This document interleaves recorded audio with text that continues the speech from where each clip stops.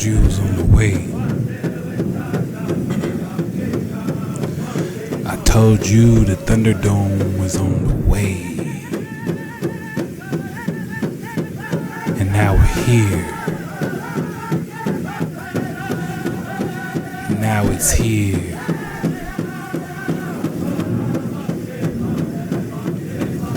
Just so you know that it was already in the flow. Well, A-how to the real ones for already surfing the waves, because as you can see, we're just building the vibration. But make no mistake, this is the Thunderdome. Shout out to right now we're digging on Indigenous, that which is originating, that which is native, that which is sprung from the land, to be produced within the land, within the country that is your Anion Regna. We're just surfing the wave.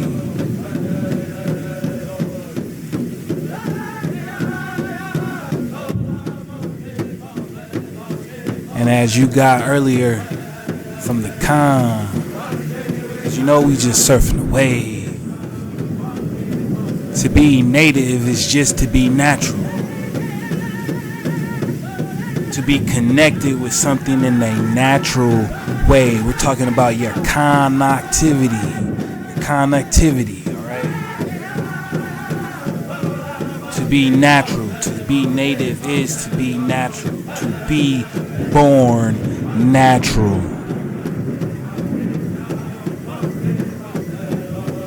Alahoa.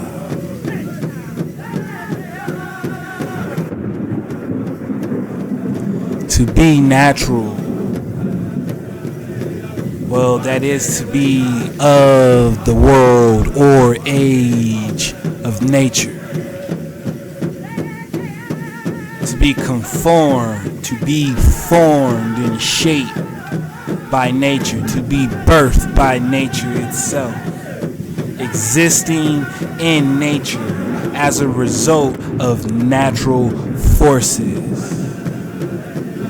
Not caused by an accident, a human agency, or divine intervention.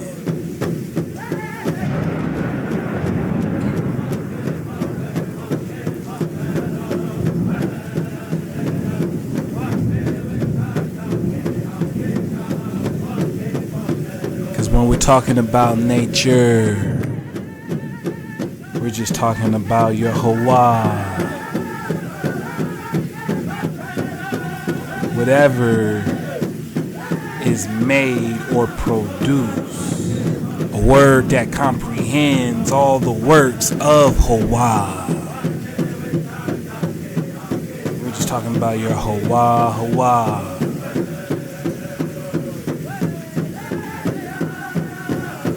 And as we're talking about your Hawaii, we're digging on Indigenous.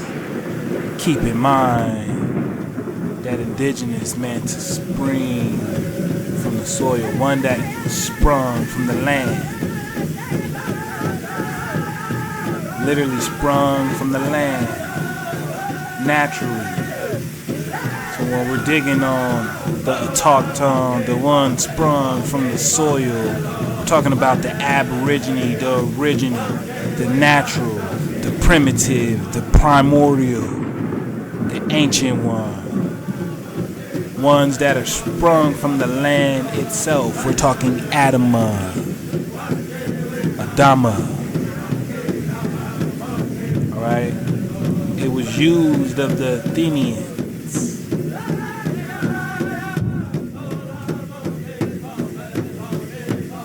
Shalom to the tribe. Shalom to the tribes. All praises to Amma and Abba. That is Abba and Amma. MHOE, most high over everything. Salutations and much baruchs unto the tribe. Salutations and much baruchs unto the tribe. This is the Thunderdome. We have a marvelous wave to surf, Shabbatai. Cause them Nagas are bad. Them Nagas, the Naginis are bad. The Dracons are bad. So if you're ready to get this show on the road, we're gonna get this Eat the Bus started. Max, say hi to all the real ones. We are still charged up.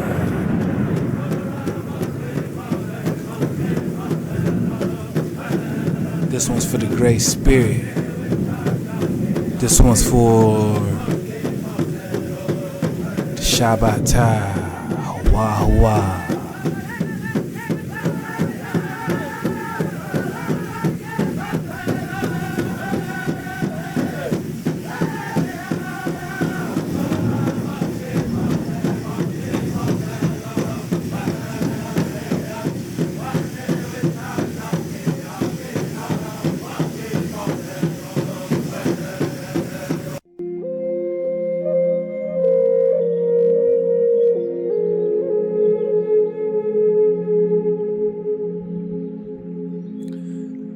So see, surfing the wave, we were building on the Autochtons, and the Autochtons was talking about Athens, right? So we gonna surf the wave on this Athens, this Athena. But I want you to pay attention to this Athens, Georgia, cause this is the old world, my Naga. And usually we would get it like this is the first time, but this is the Thunderdome. I need you to already know. Because my Shabbatai, my tribe, we know.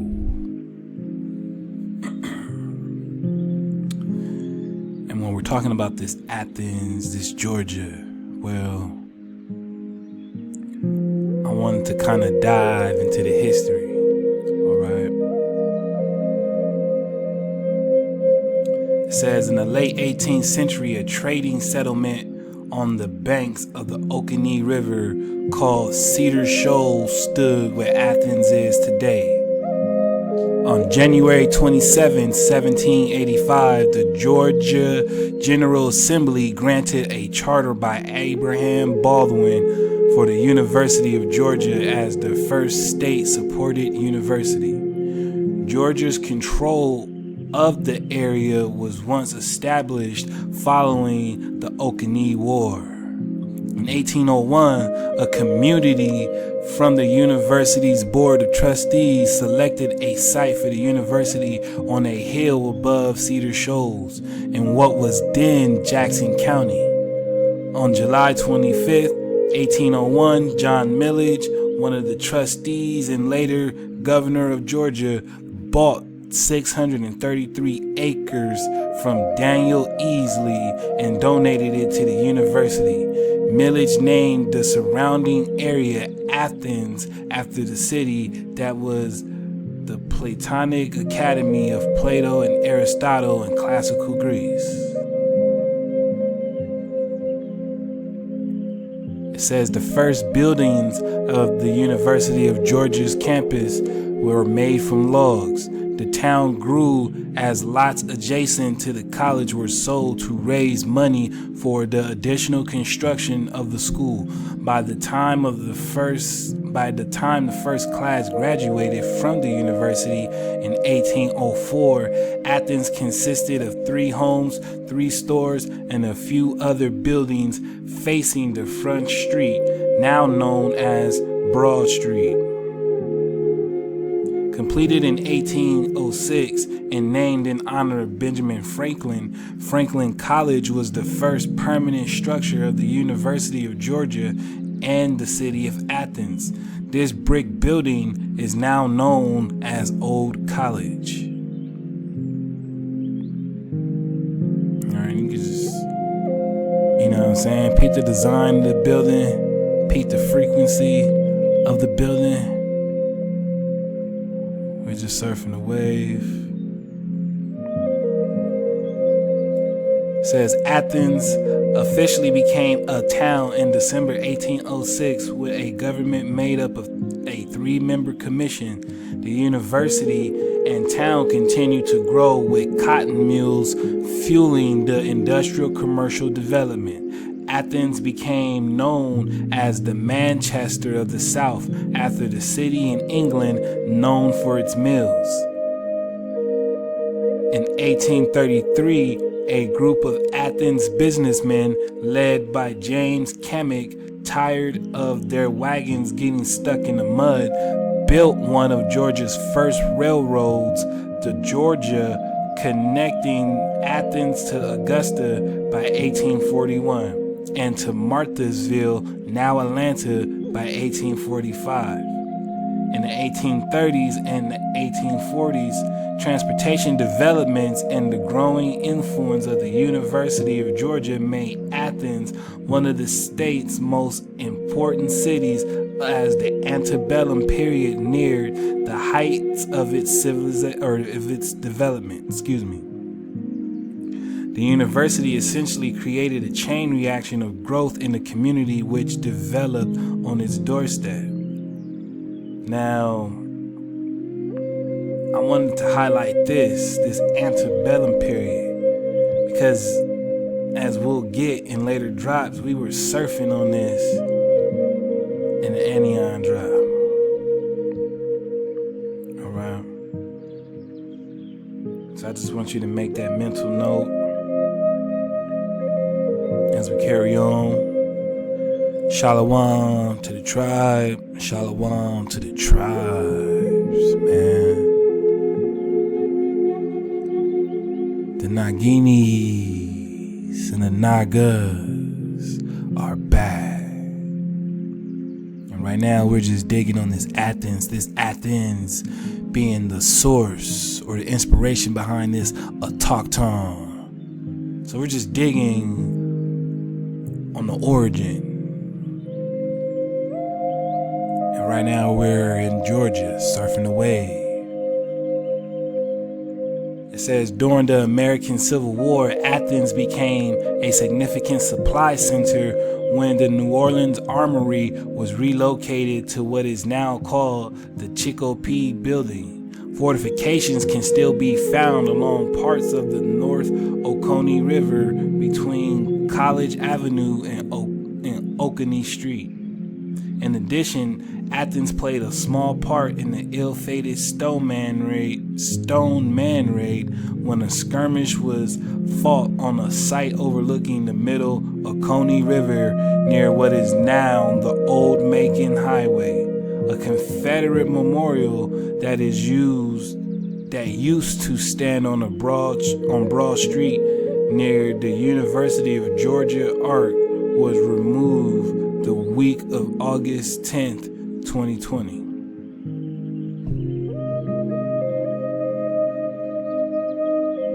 It says, during Reconstruction, Athens continued to grow. The form of government changed to a mayor-council government with a new city charter on August 24th, 1872, and Henry Buse was elected as the first mayor of Athens. Buse was instrumental in the city's rapid growth after the Civil War. After serving as mayor, he worked in the railroad industry and helped bring railroads to the region, creating growth in many of the surrounding communities. Freed slaves moved to the city, where many were attracted by the new centers of education such as the Freedmen's Bureau. This new population was served by 3 black newspapers: the Athens Blade, the Athens Clipper, and the Progressive Era. And of course, you gotta dodge all hijacks. We know we're just talking about prisoners of war, right? Because this has always been a frequency vibrational war. I mean, you got it from the con earlier. This is where the Star Wars took place. This has always been a vibrational war. A war over your frequency. Shalom to real ones. I hope everyone is magnetic. I hope we are charged.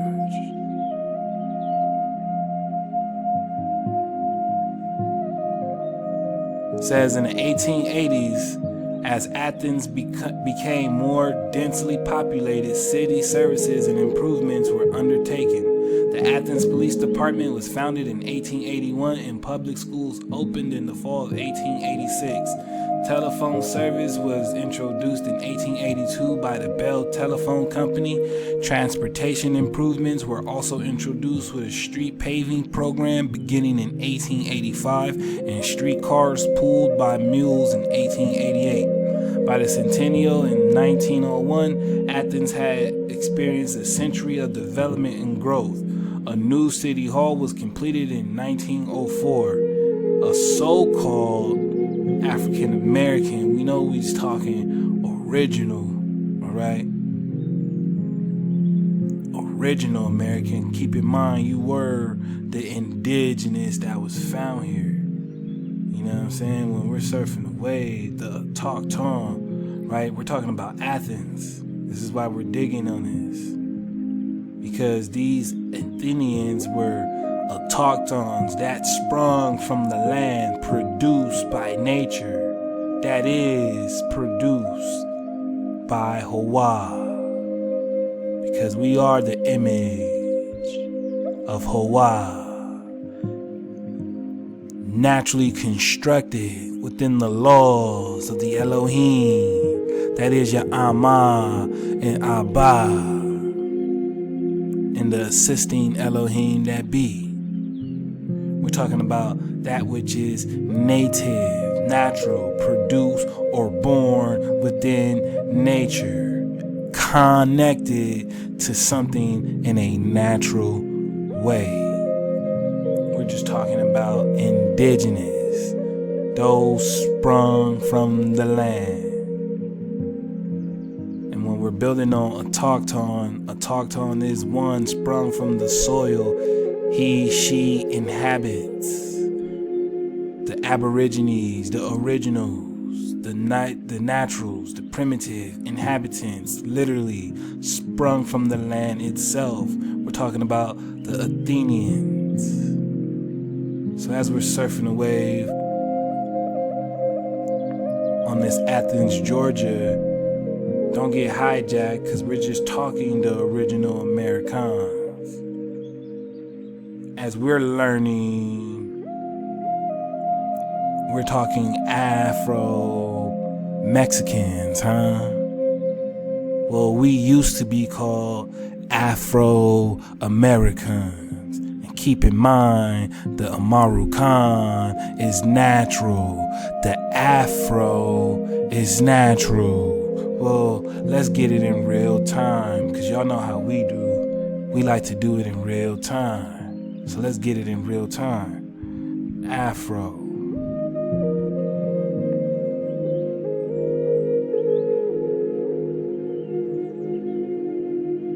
All right.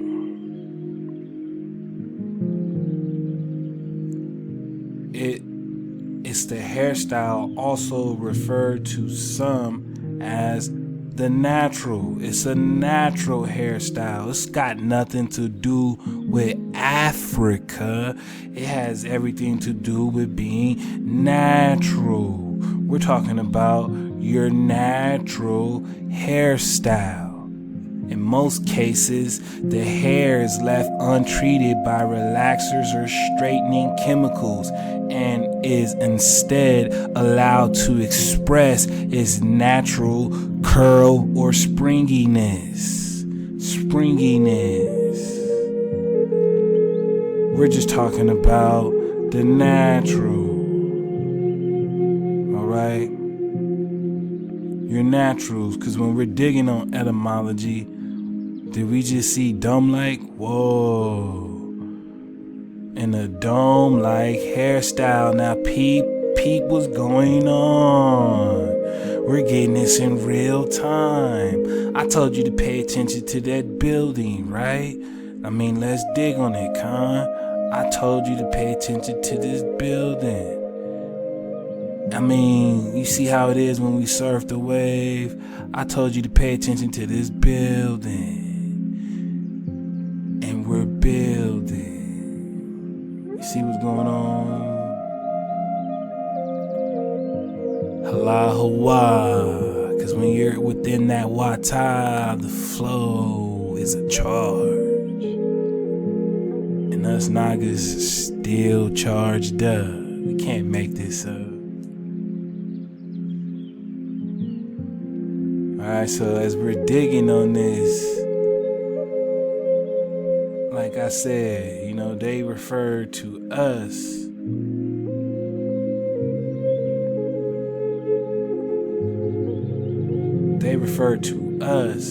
as the Afro-American. And we are the natural Americans. Alright? Because natural just means one produced in nature, one produced by Hawa, of the universe, of the cosmos. Max Ahab to the Aquas. We're just speaking natural. This is the Thunderdome, but we're still speaking natural because to be a native is to be natural. To be native is to be indigenous. To be indigenous is to spring from the land. And to spring from the land, well, that is to be an autochthon. So we're just surfing the wave, you know what I'm saying? Feeling good, building vibes, seeking high vibrations in this ether. So it says an Afro, a natural American middle class and the professional class grew around the corner of Washington and Whole Streets known as the Hot Corner. Alright, pay attention to this hot corner because we're still talking that fire. And since this is the Thunderdome, we definitely gonna get back to it. But we're talking about that fire, that hot corner. Alright. It says where the Morton building was constructed in 1910. The theater at the Morton building hosted movies and performances by Black musicians such as Louis Armstrong, Cab Calloway, and Duke Ellington. In 1907, aviation pioneer Ben T. Epps became Georgia's first pilot on the hill outside town that would become the Athens Ben Epps Airport. Alright, so we're talking about a setup. Right, this was a hub, a center, a place of raising. Alright, a lot of that Naga energy, that negative energy. And as you can see, we're just building on a talk tone, digging from the Athenians, right? So we're just surfing the wave in Athens, Georgia. Because we're talking about those autochtons from Georgia.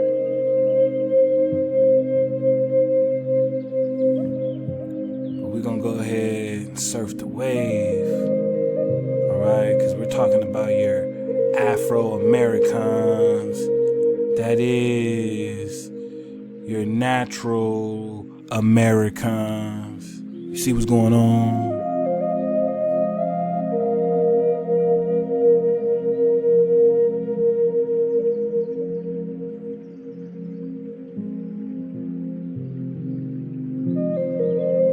So we're going to continue to surf the wave. Halahuah. So we're talking about the Nagas being back. We're talking about the Naginis being back. Well, we're going to go ahead and get a little listen to this heartbeat of the Nagas, specifically the Nagas. All right. The cons. We're going to get the heartbeat of these cons really quick. We're surfing a wave, all right? Remember, we're talking about autochtons. We're talking about Georgia. So we're going to surf the wave with this flow and continue on. Oh, Lord, murder. Oh, Lord, God, wow. When you marry up, hero man, oh, when you marry hero man, wow. When you marry up, hero man, oh, and every day Sunday dollar, put it in your hand, wow. Put it in your hand, hold up, put it in your hand. And every day Sunday dollar, put it in your hand, wow. Oh Lord, burn up, oh Lord, yeah, hold up. Oh Lord, burn up, oh Lord, yeah, wow.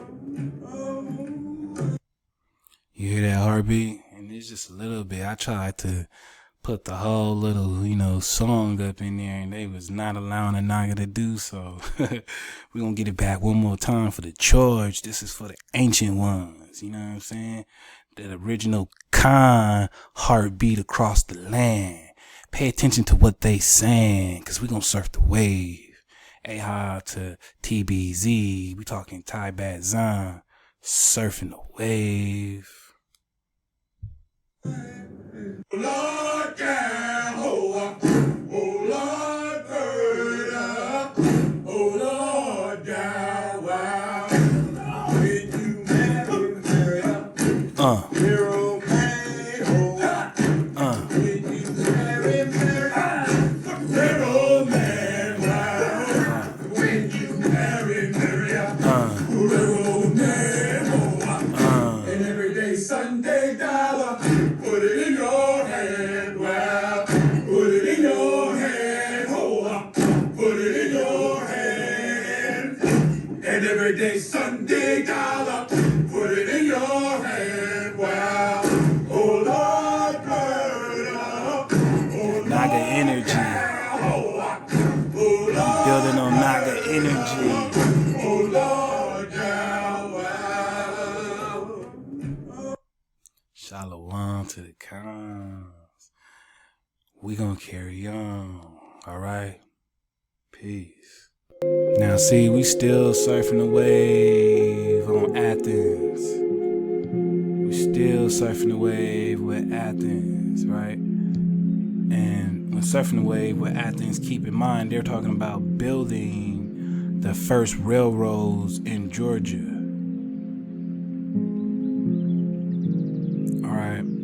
Now they were singing about these railroads and what it was to be a railroad man. See, these were railroad Nagas doing this railroad work around this same time, if not maybe a little earlier.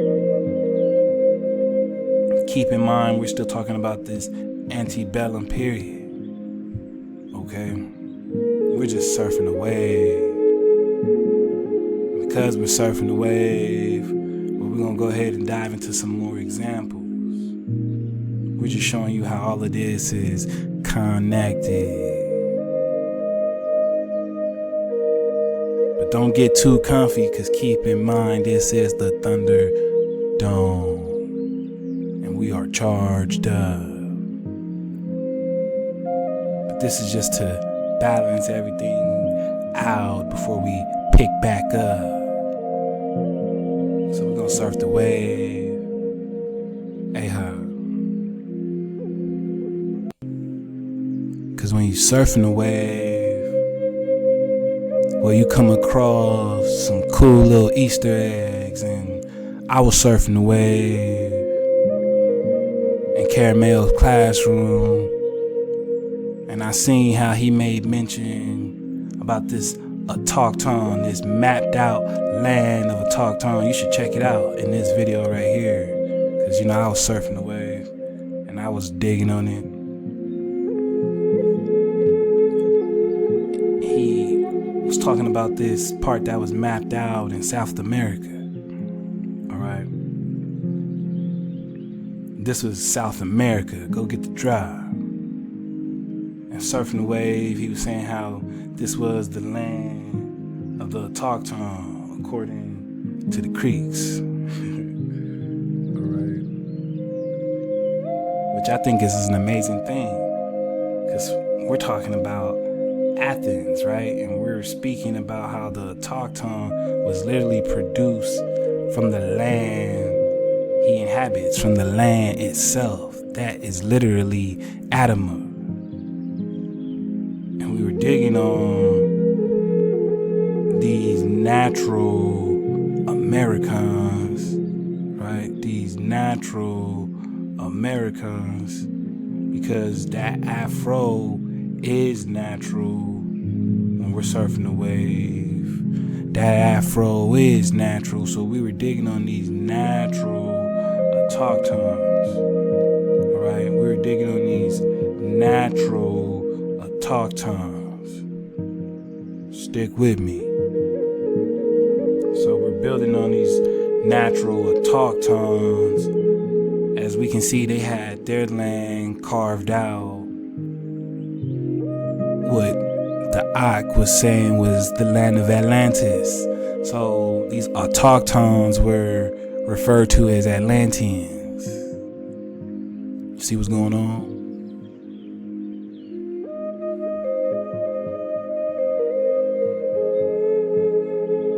Furthermore, we're surfing a wave on South America.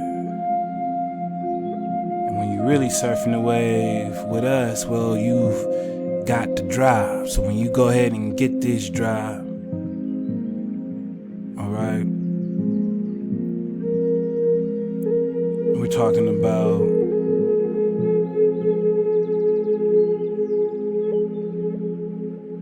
the Itza, the Itza Maya. Alright, when you go get this drop, this anion drop with the Itza Maya, well, we're connecting this Olmec Maya, this Tomoan Khan, Southern American, Southern Amaru Khan, because keep in mind, the Amaru are in so-called South America.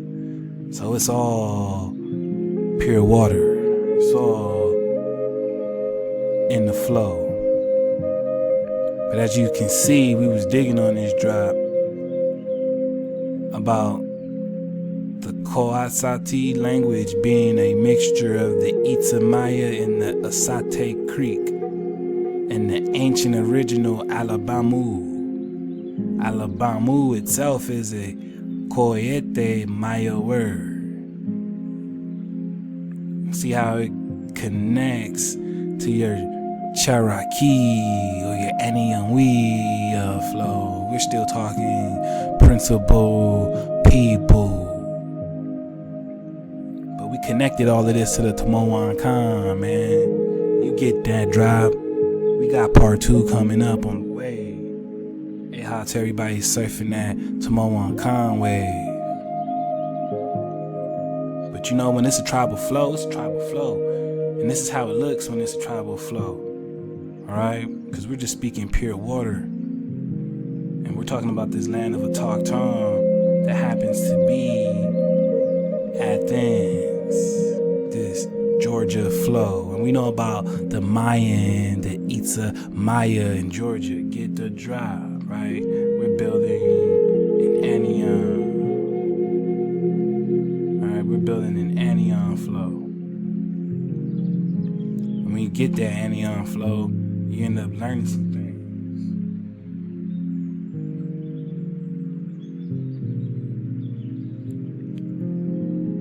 Because you see, we was surfing the wave in the anion, your kingdom of natural powwow. Part 3. You know what I'm saying? We was digging on that, and when you dig on that, well, guess what happens? You end up learning or uncovering that it was the Cherokee who were living inside the antebellum mansions before settlers turned them into plantations. The antebellum mansions look like Roman palatial estates and are covered in pagan symbols. What pagan symbols? Who? What are they considered to be pagan? That's word to my con. Alright, but who are these Cherokees living in the antebellum mansions? Remember, we were talking about the structure, right? Well, when you still surfing the wave with the structure that I told you to keep in mind, well, we get bombshells now, right? We're talking mind blasting information because your natural hairstyle happens to be in the construction or the architecture of these buildings. We're talking about the natural ones, the Aniawea, what some refer to as the Cherokee, Karakata, Anion.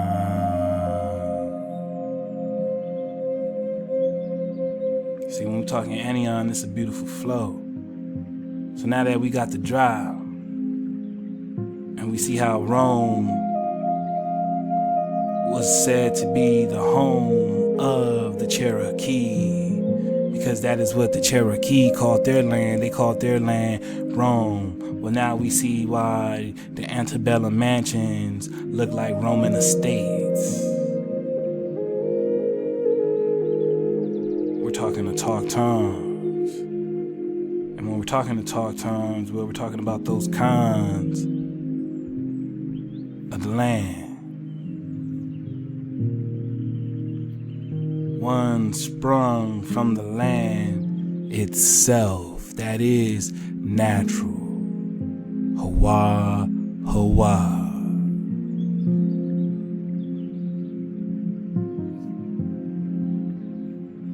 So you see what happens when it's a tribal flow, when it's a tribal mafia. Ahab to 9 Spiral, what it do? Yosef the Real, what it do? Five Eyes Mom, what it do? Dezel Fitty, what it do?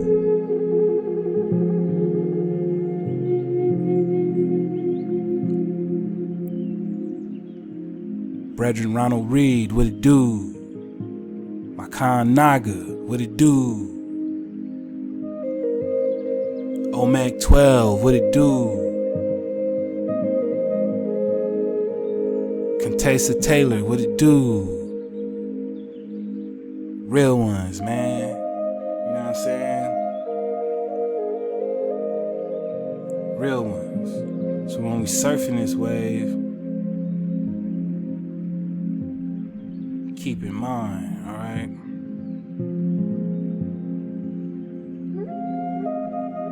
Now, we were talking about the Naga's heartbeat, right? And the Naga's heartbeat, well, they were saying or singing in a certain vibration, and that vibration,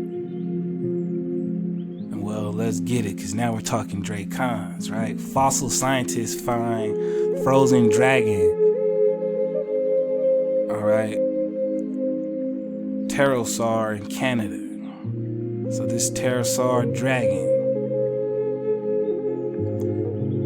fossil scientists have found a new type of pterosaur nicknamed Frozen Dragon in the area of Canada in Alberta. Now, surfing the wave, isn't that what they were singing? Let's get it back, right? Let's get it back on them. Isn't that what they were singing? Lord, Jehovah, oh Lord, Berta, oh Lord, Yahweh, when you marry her, hero man, oh, when you marry her, hero man, wow, when you marry her, hero man, oh, and every day Sunday dollar. Put it in your hand, wow. Put it in your hand, ho. Put it in your hand. And every day Sunday dollar. Put it in your hand, wow. Oh Lord, murder. Murder. Oh Lord, yeah, ho. Oh Lord, murder. Murder. Oh Lord, yeah, wow. So you see, let's get the sounds back, right? So see, the Aqua was surfing the wave. She was surfing the wave in the vibration of Alberta. And she was able to get sent to this joint. Now we're talking frozen dragons. It says the bones of these creatures were found nearly 30 years ago, but researchers in the Journal of the Vertebrate Paleontology have now officially confirmed it is a new type of pterosaur called Cryodraken boreas. The new dinosaur's head is believed to be 3.5 times the size of its body. They have been described as the frozen dragon of the north winds. If that's not a great name, we don't know what is. So aha to the Aqua for opening us up to some more Dracon talk, right? Because of this Alberta flow, this vibration we're surfing in. And again, I'm talking about a tribal flow. So we're gonna get to the next one. Aha.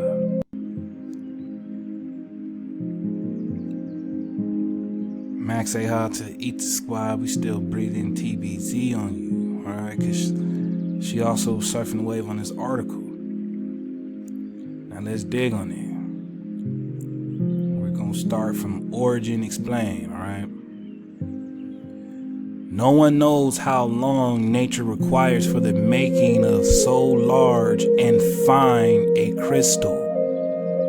Water heated in some obscure pocket of earth, finding means of escape, drops slowly from one level to another. Silica carried by the water accumulates, thus the crystal comes into being. Necessarily, it is in caves that the crystals are found, and their finding depends upon accident. Flawless crystals are exceedingly rare. And it is said that there is no flawless glass artificially manufactured. The Natural Museum ball, according to Dr. W.F. Foshag, curator of gems and precious stones, is very hard, though not as resistant as a diamond.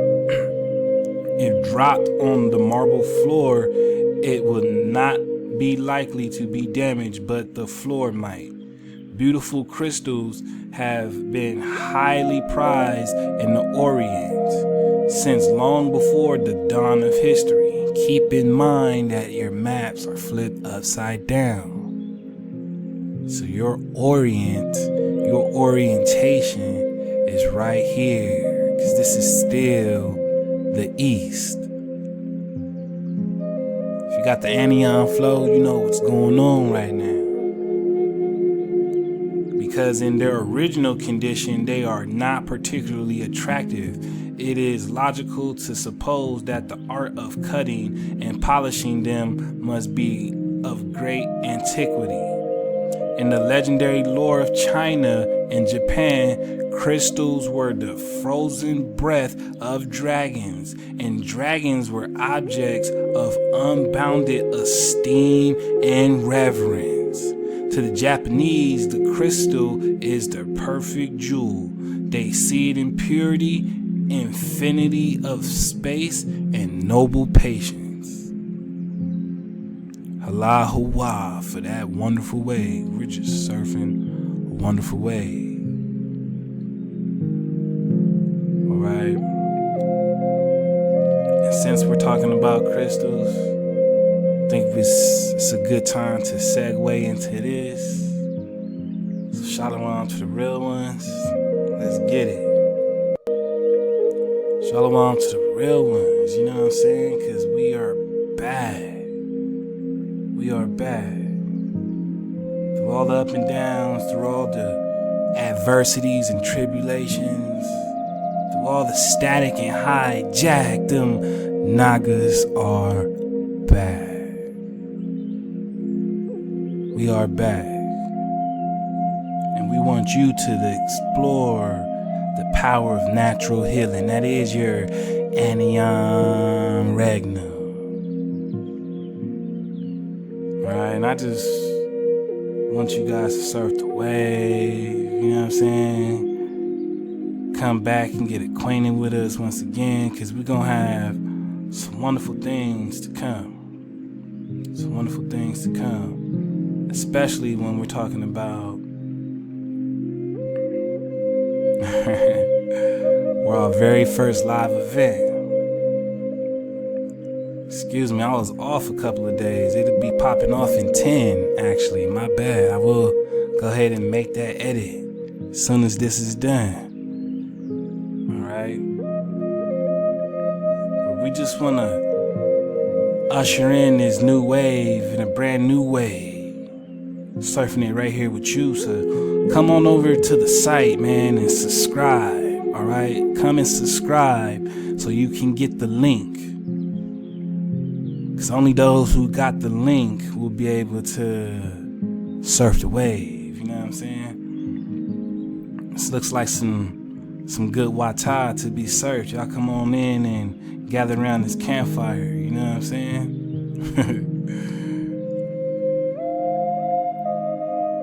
But come on and subscribe to the site and look out for us. Everyone that's subscribed, you can shoot me an email if necessary. I get you locked in. But we just want to make sure that everyone that's willing to participate, come out and let us know.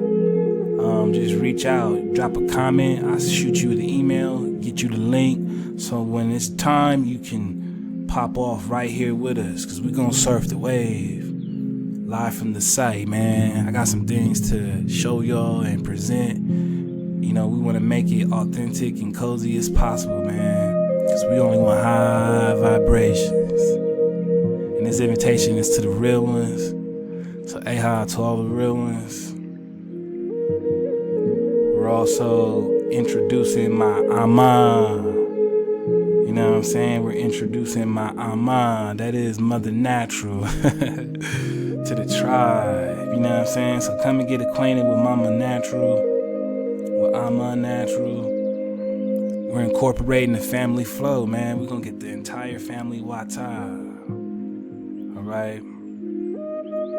Amma Natural, of course, is the mom of Natural by Law. But aside from being so, she on her own has some frequencies of inspiration she like to offer to the tribes across the lands. Born and raised in Pasadena, Amma Natural will be introducing her talents by way of words through her segment, Uplifting Words of Encouragement, which will be updated periodically right here at naturalbylaw.net. Another talent would be her vision by way of photography, as she plans to offer an entrance to how she sees and views the world and matrix around her daily livelihood, as she'll be providing original images photographed to be made ready for framing. You know, Amma Natural just wants to offer her artistic captures to the plane. So soon we'll be having original printings of her pictures to be canvassed and put into a frame. And you can show your much wonderful support by being able to purchase one of those. We'll keep you updated as they come along. In addition to before mentioned, she will also be designing and creating elemental pyramidal structures as her personal collection offered exclusively right here.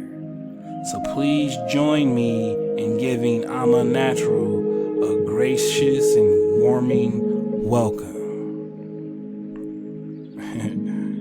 And this is my Amma, man. So y'all come on in and show Mother Natural some love, you know, some Ahab, Max Ahab to the tribe.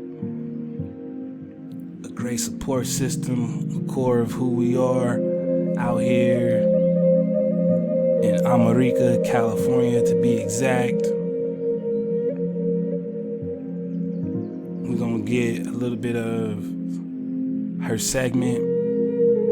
For the month of January, Amma Natural has the message for the following. With the moon being in Cancer, it is our time and season, specifically Capricorns, to show ourselves love with nature. It is a time to indulge in self-care so that we can refresh and sustain our natural ambitions, as we are a hard-working people. So keep striving and know that whatever goals you set for yourself, you will achieve them no matter what, if it's now or eventually. Smile and march on, Capricorn. So, you know, these are the type of vibes we want to be able to generate right here at naturalbylaw.net. You just surfing the wave with Amma Natural, that is Mother Natural, my Amma. We just want to give her a warm welcoming to this tribal flow. If you guys love to tap in with her, come on in right here at the website and sign up. You can go ahead and get that charge. All the aquas looking to, you know, find that charge and inspiration. You know what I'm saying? Because we do this for Amma too. We do this for Amma too. We'll definitely be touching more on the website though. As you can see, the shop is back. We got a lot to touch on, but you know, for now, just come through and surf the wave, get acquainted. These are Amma Natural's pyramids. You know what I'm saying? She has a collection. She has a straight up collection. Matter of fact,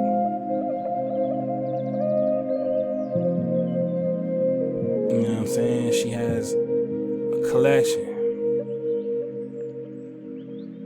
So come surf the wave with Amma Natural, and let's tribe up, let's charge up. It's a wonderful flow. We on to greater things. You know what I'm saying? We surfing the wave with Anion. We're preparing for that exodus. We're just talking the way. So thank you for such a magnetic flow thus far. We're getting ready to carry on. Max Ahab. Cause see, we still surfing the wave, right? Our good aqua, our Tawab aqua, still gotta surf the wave with these oriental rock crystals, the charm and wonder thereof, right? It says a Japanese crystal ball, absolutely flawless without fleck or feather, and it stands on a carved ebony stand in the oriental shop. The stand is carved in the form of the great surging waves of the sea of happiness. Now it's amazing because we're surfing this wave right about now, right? And we happen to be a great surging wave ourselves. Surfing this wave with the Shabbatas, surfing this wave with the real ones like this. Well, it provides me a lot of happiness, a whole lot of happiness. And I can't help but charge up. I feel that instantly. You know, I feel that energy jumping at me through the screen. I just start smiling, man. I just start smiling because I know what time it is. I know where my Shabbat's at. And we right here together in this ether, man. It says the Japanese considered the polished, flawless sphere, dodging all hijacks of rock crystal, the perfect jewel. And they have made it the symbol of purity and infinity of space. Japanese legend says too that rock crystal is the frozen breath of the great white dragon. Now this is some drive, because now we're specific. Before we were just talking, you know, frozen dragons, right? They were just talking frozen dragons. The frozen dragon of the north wind. Well, now we're surfing a wave specifically with this great white. And if you a real one, well, you already know where that take us. And according to the real one, it took her there too. So let's surf this wave and let's see what we got. Shalom. See, our real one told us immediately she thought about the blue eyes white dragon. And if you surfing this wave, you know what I'm saying, you know exactly what's going on. If you a real one like that, you know exactly what's going on. Because we're talking about maybe the Dracon that's responsible for this crystal formation that they're talking about.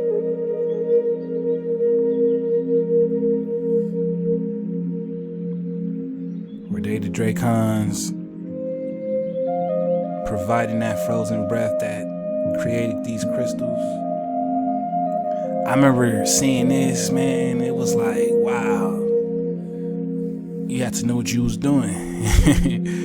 You know what I'm saying? Because coming across this blue eyes white dragon was something. And to have one was something. I remember my first blue eyes white dragon. It was amazing. You know what I'm saying?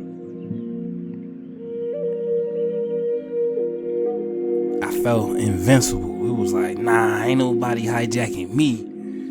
It feels mighty good to know that you got a Dracon on your side, man. It's always empowering, you know, empowering. It's an instant charge. Allah. Because if you ever saw this card pop out on you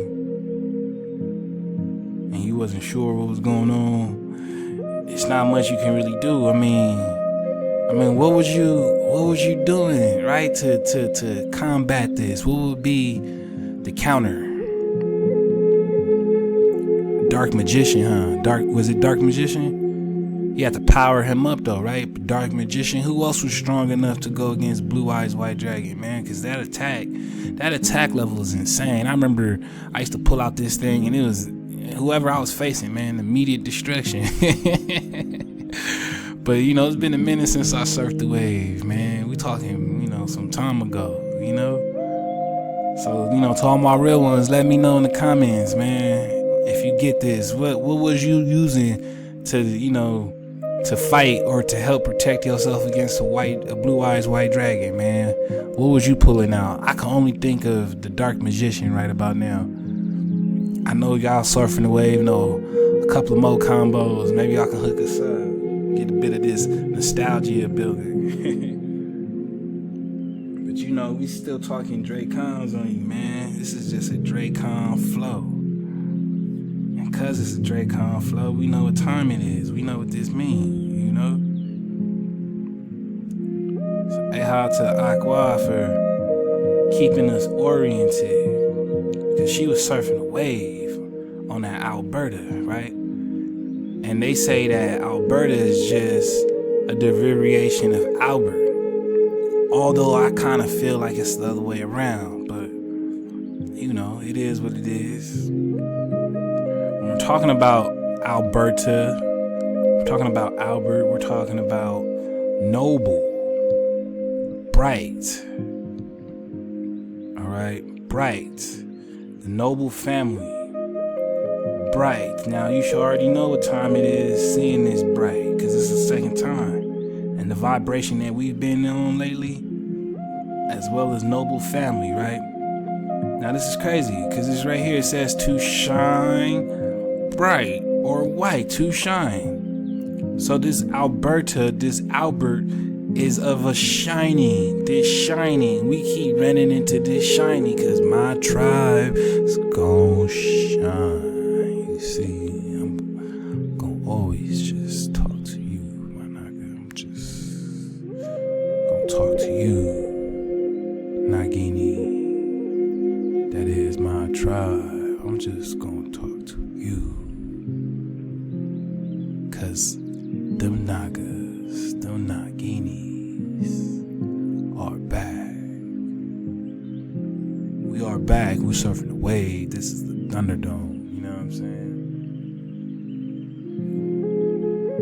And we happen to be building on this shining, this bright, this blue eyes white dragon. You see what's going on? It's blue eyes white dragon.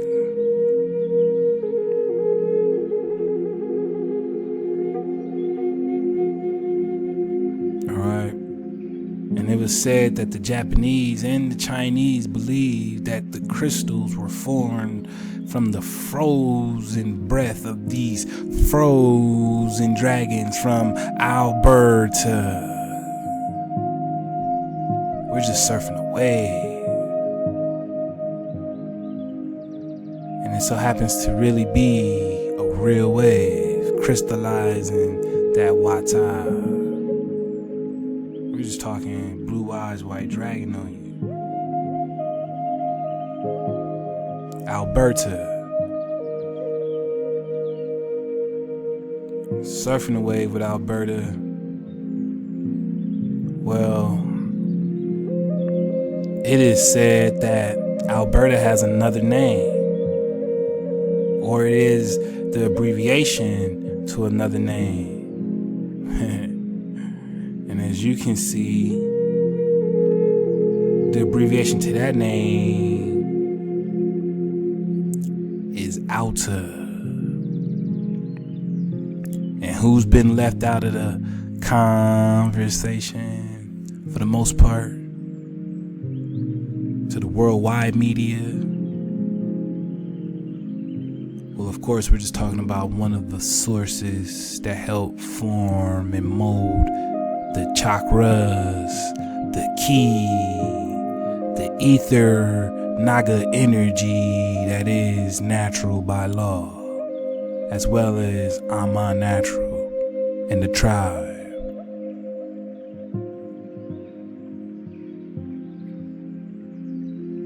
Somebody's got to talk about it.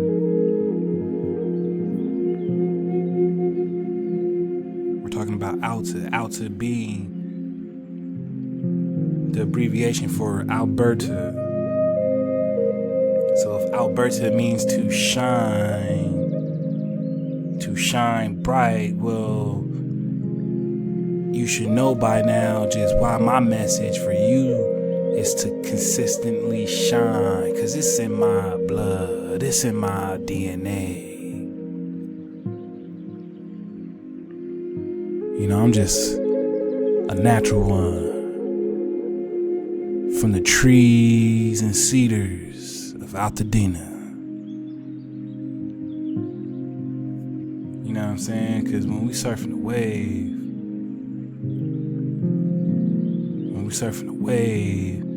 well, Altadena is directly north of Pasadena. You see what's going on? I told you to pay attention to those buildings. You see how we surfing the wave? Can you feel the natural vibrations? Can you feel natural's vibrations?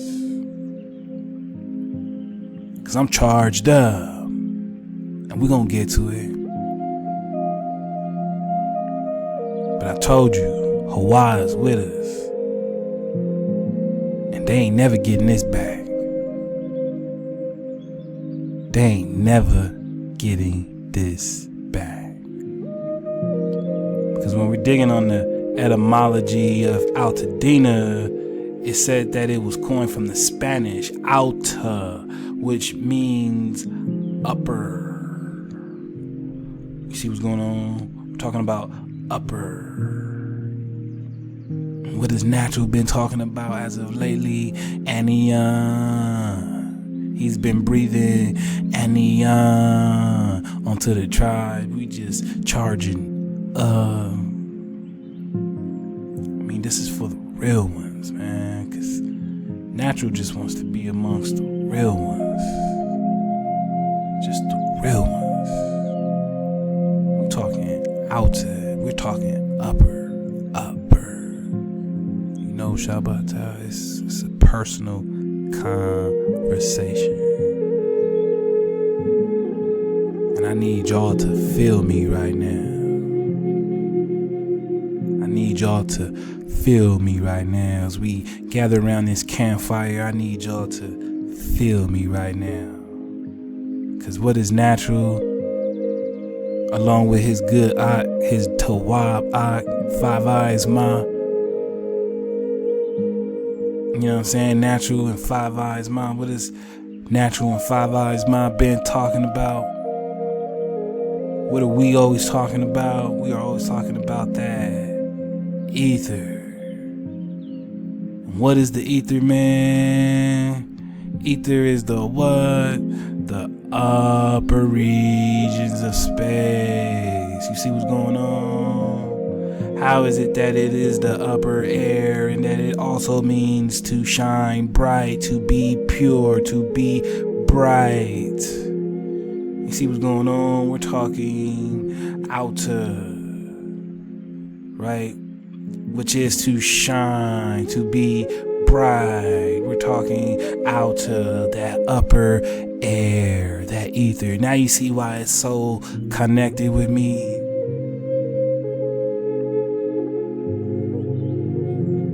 We're talking about your natural kingdom of powwow, right? Your natural kingdom of powwow. Who's building on the Tomoan Khan joint, right? The Tomoan Khan, the rubber ones of expulsion. At the end of that drop, I told you I was about to take a walk amongst the trees. Which trees you think that I was talking about? Big Cedar energy, man. Negative energy, man. I was walking with my cedars. And I'm charged up. Because my upper region. Well, we're going to talk about it. We're going to talk about it. We're going to talk about it in a real way. A calm way. We're going to have a conversation. Word to the Soul Bone Podcast, man. Word to the Soul Bone Podcast. Ahab to Nagaville. I'm just talking Anion. That Alta means the upper, and that upper is the ether, and that ether is the upper regions of the brighter, purer air. That is to shine. It's also a purer form of fire. And I've been talking all this ether that it hit me. It really hit me. Oh, it really hit me in the realest way possible, cause it always affects you when it hits home. And it hit me right in my soul bone, Shabbat. Now we on the front line.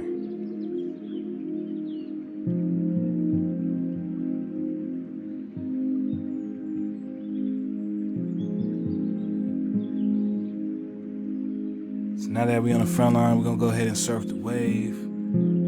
We're gonna see what this Alta is talking about. A-hop to the real ones. Now when I tell you in easy, for the tribe of music, when I tell you that it was personal, that's exactly what I meant. And that's exactly what I mean. See, this area right here is as personal as it gets, Shabbat, because this was my moment of refinement.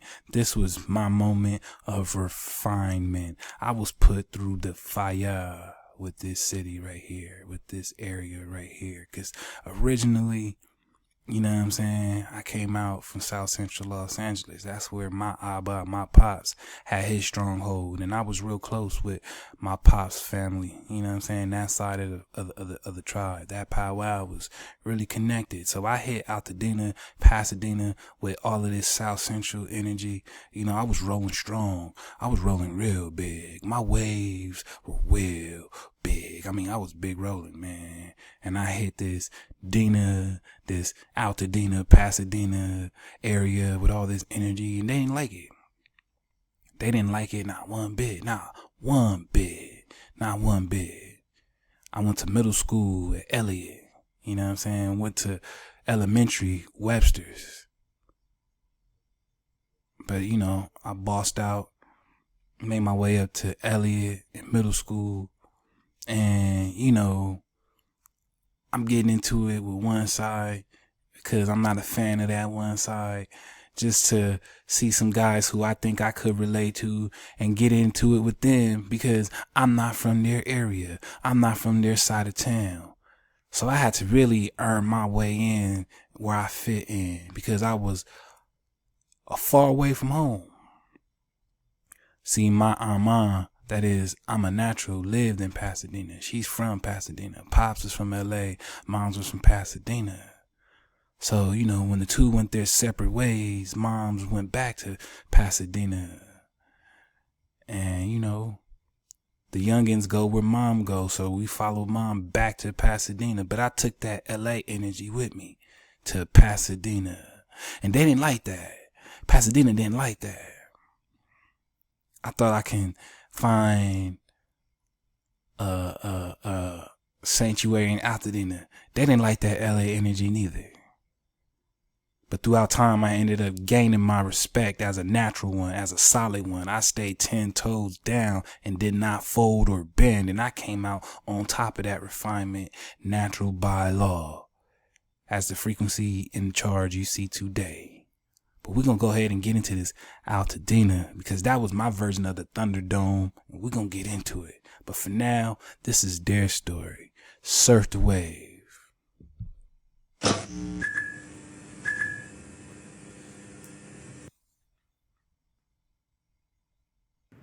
You need to calm the fuck down.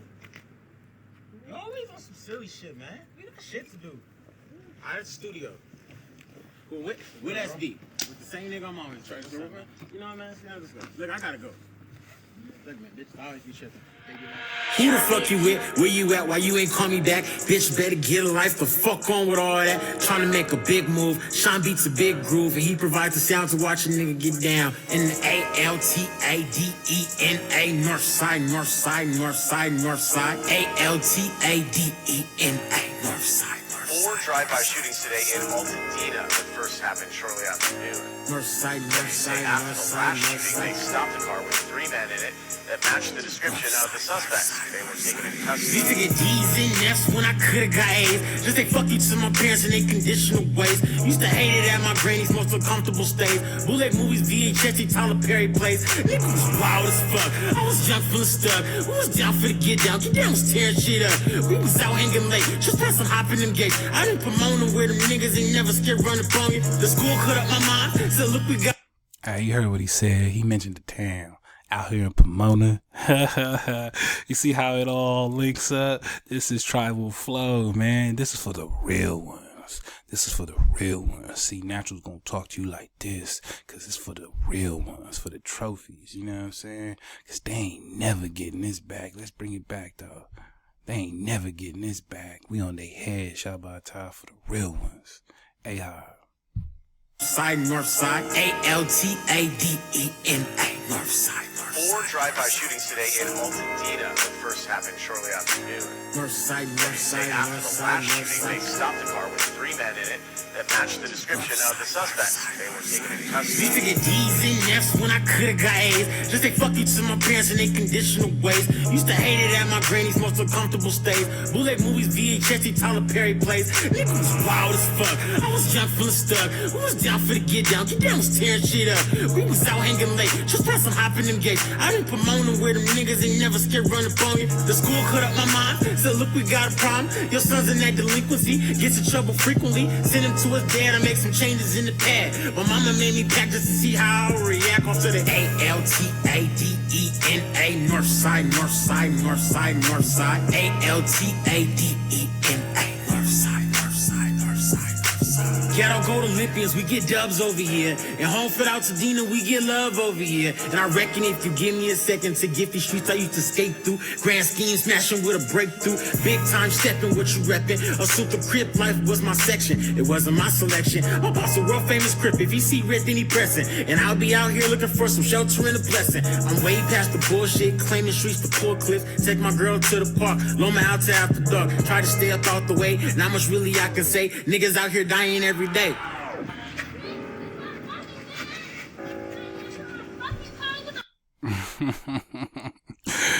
Peace to the real ones. I mean, you see the name. And again, this ain't where I'm from, but I didn't earn my name and my keep in these regions. You know what I'm saying? And I had no choice. Like I told you, this was my version of the Thunderdome. I had to make it in this area. I had to make it. And I'm still breathing because I made it. You know what I'm saying? And this is why I surfed the wave the way I surfed the wave, because now we know. But we're just giving you a version to what people didn't know. And they didn't know because they didn't want you to know. We're going to show you why. So, A-hop to the real ones, we're going to carry on. See, if the headlines get spent as a historic black town being burned down, it starts to look a certain way. And they didn't want that narrative getting out because it's always this way. And it still is this way. And I'm letting you know right now, we not letting up. We on they neck. You know what I'm saying? Because Nagas is still charged up. And what they did to my trees, what they did to my trees, what they did to my big cedars, Shabbat, they ain't never getting this shit back. What they did to my cedar Shabbat, they ain't never getting this shit back. But I'm not even sure if it was them.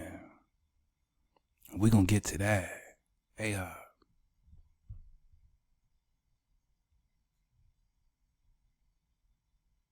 Eaton fire in Altadena has completely burned California's first middle-class black neighborhood.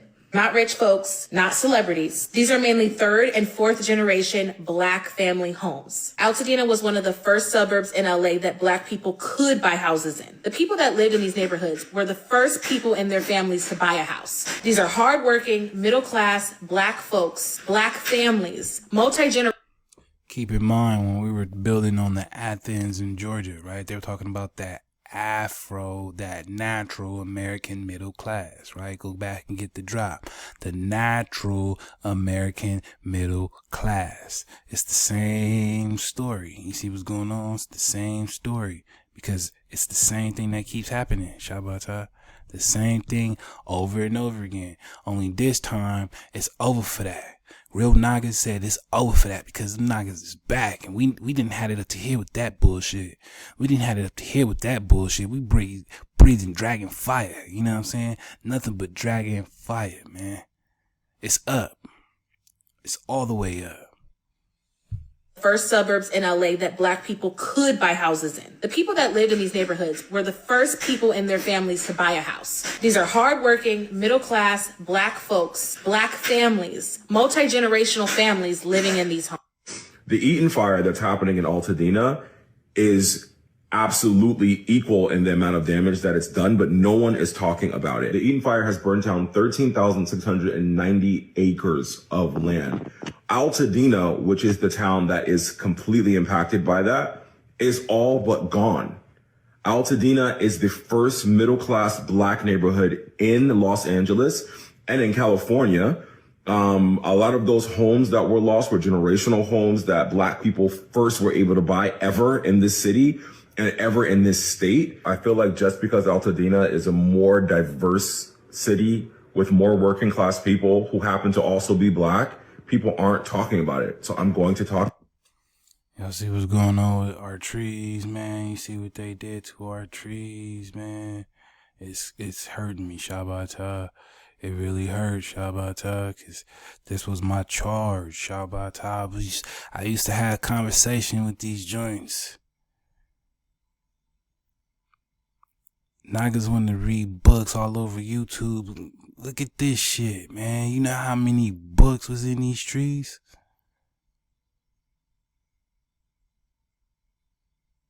It's going to be hard to recover that info, man.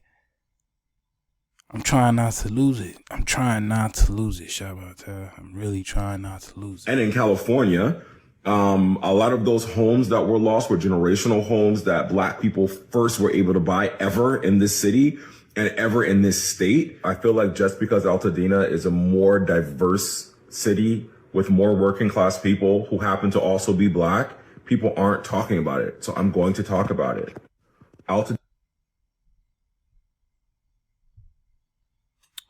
We're going to carry on. Shalom. Take you to the Eaton fire disaster zone. That's in Altadena, and many of the homes there have been owned by African-American families for decades. Why did they live there? Well, because of redlining, they were excluded from nearby cities like Glendale and La Cañada Flint Ridge. Fox 11's Susan Hirasuna live with their story. Susan. Well, we're in Pasadena right now, Alex, and that's because we needed better connectivity. But let me tell you a little bit more about the community of Altadena. It is an unincorporated area of the county, and back in the 70s, after the Civil Rights Movement, after President Johnson passed the Fair Housing Act. You see what's going on, all that stuttering and all that static, when they have to consciously prep themselves to speak on the truth and how this fake ass corporation tends to treat the indigenous, natural, native. You see what's going on? You see how they tweak out and start to, their circuits start to overheat, man. And then you get this look in the face. You see what's going on? They have a problem talking about this stuff because of how you were treated, how we were treated, how the cons were consistently treated, man. And it's the same story. But these Nagas is back. This go around, it's over for that. You know what I'm saying? The big angels, the Elohim, they told me, man, deliver that powwow to the Shabbat time. We're going to show you exactly what we're talking about. But for this, it's over for that. And this is why she's stuttering, man. You know what I'm saying? They can't talk about this the way we gonna talk about it, but we gonna make them tell the truth, because it's over for that. Charge up, tribe up, vibe up. We only want high vibrations. High vibrations. Back in the 70s, after the Civil Rights Movement, after President Johnson passed the Fair Housing Act, there became a migration into Altadena. That's because once you have one family there, then others follow, right? Meantime, I want to introduce you to Willie Jackson. He raised his family there. He's got 9 grandchildren. He is among those who lost everything. One day at a time, sweet Jesus. That's all that I ask. Yesterday is gone. and tomorrow may not be mine. 81-year-old Willie Jackson is keeping the faith. That's despite the loss of his home and all that was precious inside. Through it all, I've learned to trust in Jesus. Jackson made Altadena his home in the 70s when redlining prevented him from buying a home in nearby cities. What redlining does is not allow minorities to acquire loans in designated areas. So if you can't get a loan, obviously you cannot buy the house. And then there are actually cases where the realtor just wouldn't sell you the house. He was among the first to move to Altadena. Eventually, the neighborhood became an enclave for African Americans. By some accounts, Altadena has 80% black home ownership, double the national average. You hear what's going on? You hear these statistics? This is why you ain't hearing about this all over the news and all over the media, because this is a direct assault, and we know what time it is. We know what time it is. This is their version of war, but it's already been declared. It's been a frequency war. You know, it's just now it's getting a bit intense because these Nagas are waking up. These Naginis are waking up. Them Nagas are back, so they gonna turn it up. But we going up too, you know what I'm saying? We're going all the way up. We talking the house. He was among the first to move to Altadena. Eventually, the neighborhood became an enclave for African Americans. By some accounts, Altadena has 80% black home ownership, double the national average. Those homes also symbolize the generational wealth now wiped out in a matter of hours. And I'll take back what the devil stole from me, and I shall rejoice, for I shall recover it all. Jackson vows to rebuild. Of course, I had pictures of my parents, my mother who provided me with a lot of silverware and other things. Rebuilding will take years, and he might never replace all the instruments. He ain't gonna ever be able to replace what was burned, man, no matter if niggas rebuild or not. This ain't something that they should have to be rebuilding. This should have never happened, Shabbatai. But we know why it did. We know. Oh, we really know. And we're going to surf the wave on that. Oh, wow. And studio equipment that allowed him to perform and stream for the Don Darnell Ministries.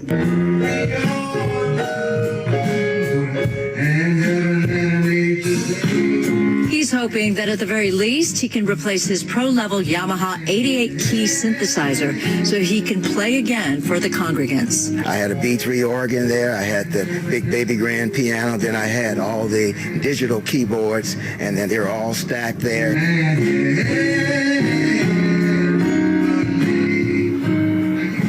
I asked him to be very specific about what he might appreciate, just one thing, and then that's when he mentioned that 88-key synthesizer by... And she over here making all these faces because she knows ain't none of that shit getting replaced, and ain't nothing this news broadcast or anything of these networks and this TV media, it ain't nothing they gonna do for any one of us, man. This is why we gotta tribe up for Nagaville now, and this is why we gotta keep the code and MHOE now. You know what I'm saying? Cause it's over for that. We on to the next one. Shalom. What is up? This is your LA in a minute. And this is an episode I wish I would have covered sooner. I want to talk about Altadena, a beautiful unincorporated community nestled in the foothills of the San Gabriel Mountains. Altadena has a special history as a home for families seeking to escape LA's early racial barriers to build thriving communities. And it's also the home of the first land return to LA's indigenous peoples. Altadena, my heart truly goes out to you and your community. Let's get into it. Altadena is an independent, unique, and charming neighborhood, and also one of the most important neighborhoods in Los Angeles for African-American history and culture.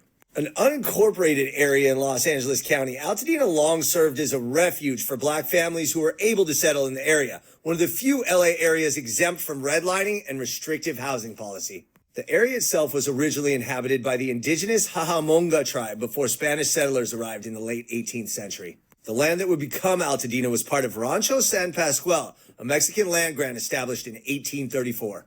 The land subsequently changed hands a few times, but its history as Altadena proper began in 1880 when brothers John and Frederick Woodbury purchased 937 acres, naming their portion of the land the Woodbury Ranch.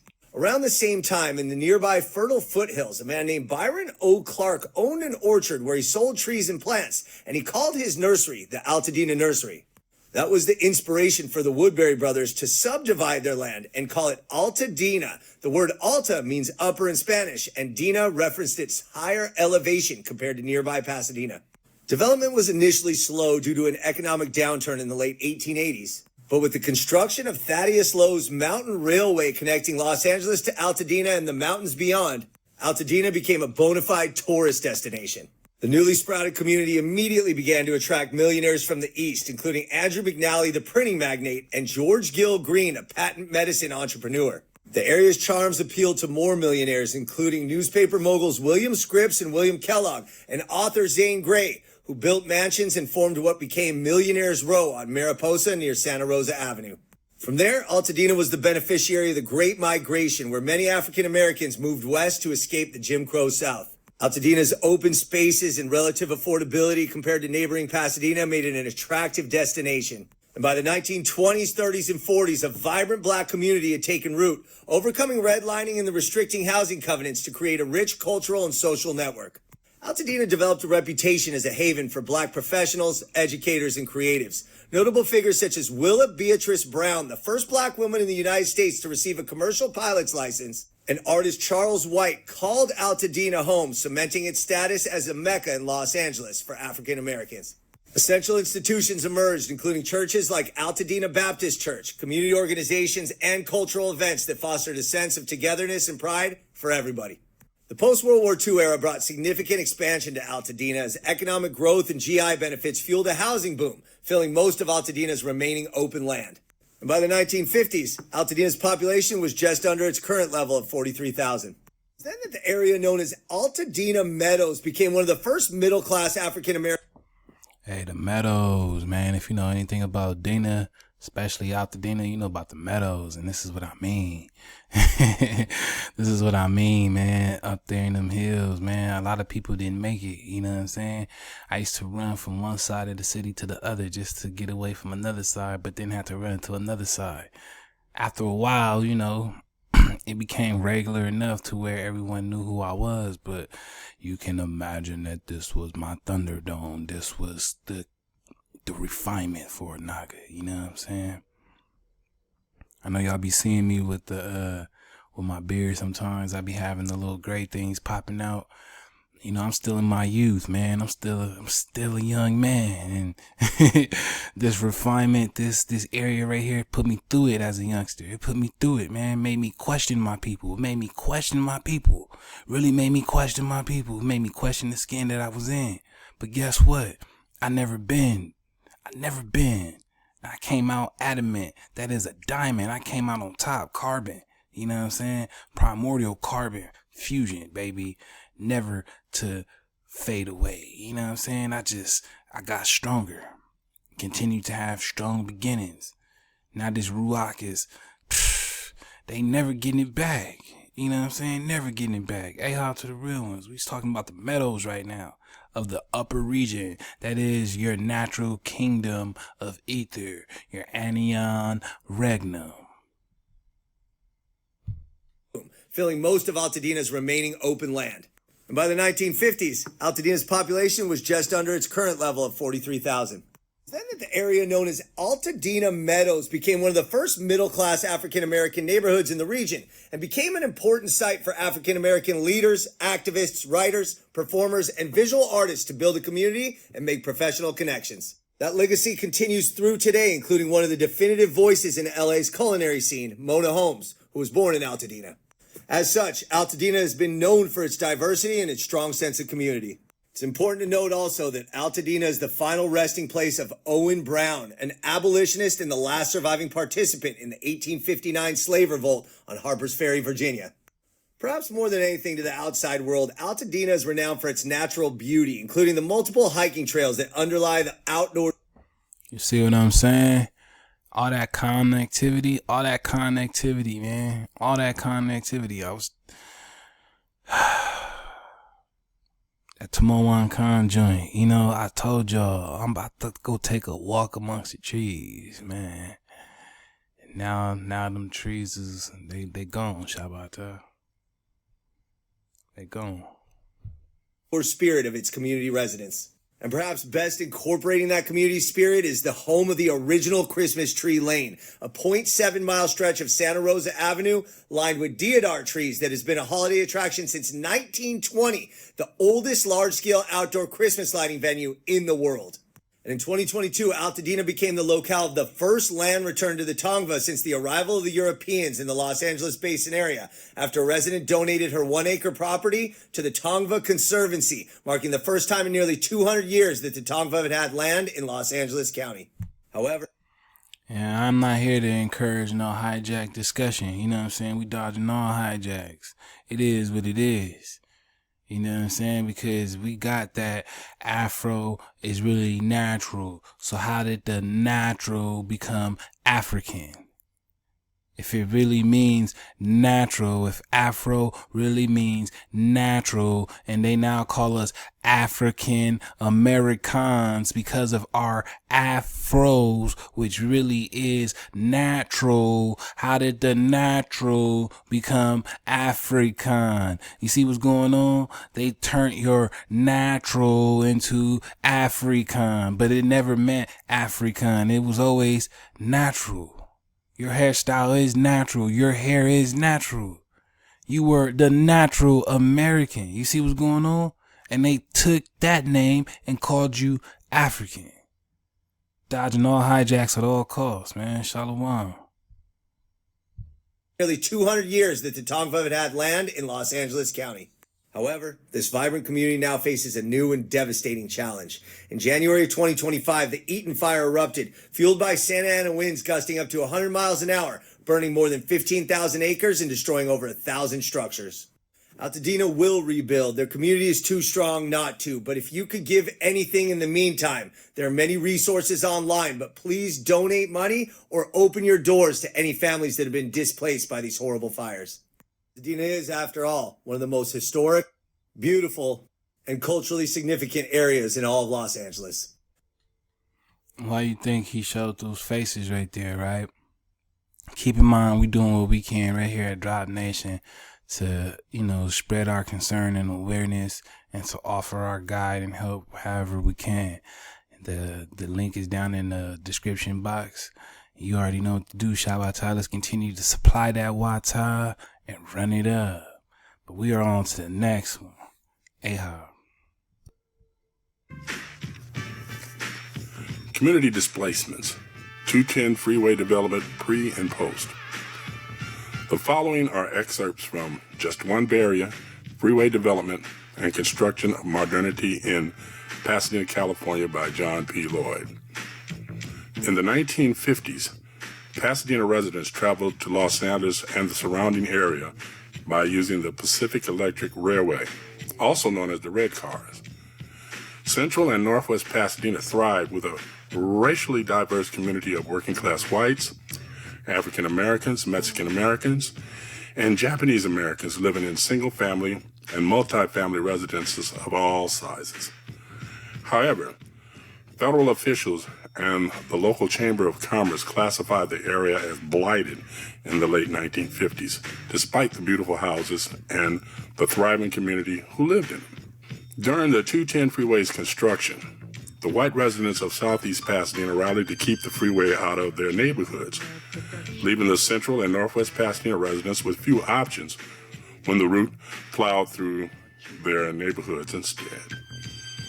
The Pasadena Star News editor at the time, Lee M. Merriman, chaired a citizens committee on freeways that collaborated with state highway officials and the 210 freeway route. It was the belief of city officials that the freeway would solve transportation problems, but they insisted the freeway stay away from Caltech, the Pasadena Playhouse, the Tournament of Roses, and other educational and cultural sites that made the city world famous. There was no discussion about how the freeway would devastate the city's citizens of color in the Northwest and Central districts in terms of their homes and businesses. The 210 freeway construction began in the late 1950s and continued through the 1970s. This freeway tore through a vibrant African-American business district on North Lincoln Avenue that never fully recovered. The mixed-income, racially diverse community in Northwest Pasadena was also torn apart. Individuals displaced by the freeway were offered money for their homes, and however, the gap between what was paid to residents for their homes and market rates of the times worsened the displacement. As noted by Rick Cole in his article, How a Black Pasadena Family's Challenge to White-Only Real Estate Covenants Culminated in the U.S. Supreme Court's landmark ruling outlawing them across America, published in 2021. The following are excerpts from this article. Race restrictions on property were widespread in Pasadena in 1942. In fact, 60% of the homes in the city were legally restricted to occupancy by whites, only making an exception to servants. It was not uncommon for African Americans to have Caucasians purchase homes on their behalf of these restricted covenants, such as in this case. The impacts of racism in the city has been felt through several institutional systems, such as in the educational system. In 1970, the United States District Court found that the Pasadena City Board of Education, as it was known at that time, evidence of racial imbalance or segregation in the student bodies and faculties of the Pasadena Unified School District at all levels, elementary schools, junior high schools, and senior high schools. That imbalance is a result of defendants' failure to carry out their announced policies of integration, policies that relate both to faculty and student assignments. In number 75-164, Pasadena City Board of Education versus Spangler, the District Court in 1970 in the Central District of California, as a result of an action originally brought by high school students and their parents, found that the Unified School District of Pasadena was unconstitutionally segregated. The court thereupon ordered the defendant's school district officials to prepare and submit a plan for the desegregation of these public schools. At that time in history, there had never been a black teacher, administrator, or other certificated employee assigned to more affluent schools in the district east of Allen Avenue. Despite the pattern of segregation in the school system at that time, there were many excellent African American teachers that supported their students and ensured a quality education was given to every student that crossed the classroom doors. Black teachers, social influencers in PUSD. Mr. James Stocks, John Muir High School in the late 60s. In addition to his many accomplishments in life, Pasadena High School, 2925 East Sierra Madre Boulevard. Now, I attended this school. My mom attended this school. My cousin attended this school. A lot of family attended this school. And it was me attending this school that actually gave me the shock of my life, man, because it was that day where I learned just how crazy life can be. You know, one day you're going to school, the next thing you know, you're coming outside to the entire city boxing you in and cutting you off at every single corner because they found out that you back. And, you know, these guys found out that, you know, I was back in the town, man. And, you know, they sectioned me off, man. You know, every corner blocked off, man. These guys had every corner blocked off. And the only way for me to do anything that I had to do to make it in a safe manner was to squabble up. I had no choice but to squabble up, man. And I squabbled up. You know, I caught my fade. I was a senior in high school, man, you know, doing my thing. And, you know, I got into it at the time. He was a football coach. He was the coach of the football team, man. And I'm doing my thing, man, catching my fade, you know, squabbling up. But like I told you, this was the Thunderdome, and this was our version of Gladiator School. You know, this Thunderdome was continuous, running back to back, setting it up, you know what I'm saying? Building up that charge, man. This is real. California street politics is real. Ain't nothing sweet about this shit, man. There's no easy walk in the park. You know what I'm saying? It's not sweet over here. It's not sweet. And Natural held his own. Natural held his own. Proud to be in the skin that he's in. And I'm not a big guy by far. But my heart is gigantic. And my status is gigantic. You know what I'm saying? And I held it down so much so that they gave me the respect. They gave me the keys to the city. They gave me the keys to the city, man. Not too many can say that about the city of Pasadena. To live and go through that. And to make it out, I held mine and they let me be. They respected me on that. And same for Altadena. Got into it so much. You know what I'm saying? They had no choice but to respect it because I was a problem. I was a force to be dealt with. I was formidable. Still am. We surfing the wave. Pasadena High School saw many changes as it started to form in the late 1800s. In early 1900 and in 1903, land was purchased on Walnut between Euclid and Los Robles. Today, that location is now the Plaza Las Fuentes that houses the Westin Hotel and many other businesses. In 1928, Pasadena High School merged with Pasadena Junior College, which supported the district's 644 plan. In June of 1960, Pasadena High School broke ground on its new campus at 2925 East Sierra Madre Boulevard and opened its doors in 1962, where it currently resides and thrives to this day. John Muir High School, 1954 transition to just a high school. The John Muir Senior High School, located at 1905 Lincoln Avenue, has had a long and varied historical development. Property on Lincoln Avenue was purchased by the elementary district for an opportunity school in 1922. And in 1926, it became the John... Entertainment and the arts. Pasadena's black community has been well known throughout the years, no less than 100 to be exact, in regards to the talent of our individuals and our collective resources in Pasadena throughout the entertainment industry and entertainment world. Let's start with Dayton Street, the Francisca Building. Dayton Street, west of Fair Oaks Avenue, was once a center of the African American community in Pasadena. Centered around Friendship Baptist Church, the Francisca Building, located at 22 through 26 West Dayton Street, was the first commercial building commissioned by an African American for occupancy by African American businesses. James T. Phillips Sr., an attorney and real estate broker, commissioned the building, which was completed in 1923. This neighborhood was home to many entertainers and local night activities. The Red Car Link, oh boy, one of my favorites. Growing up in Pasadena, at my early years, I had must have been 4 or 5 years old. I had an opportunity with my mother to ride the red car. I don't know where we went, but we went somewhere.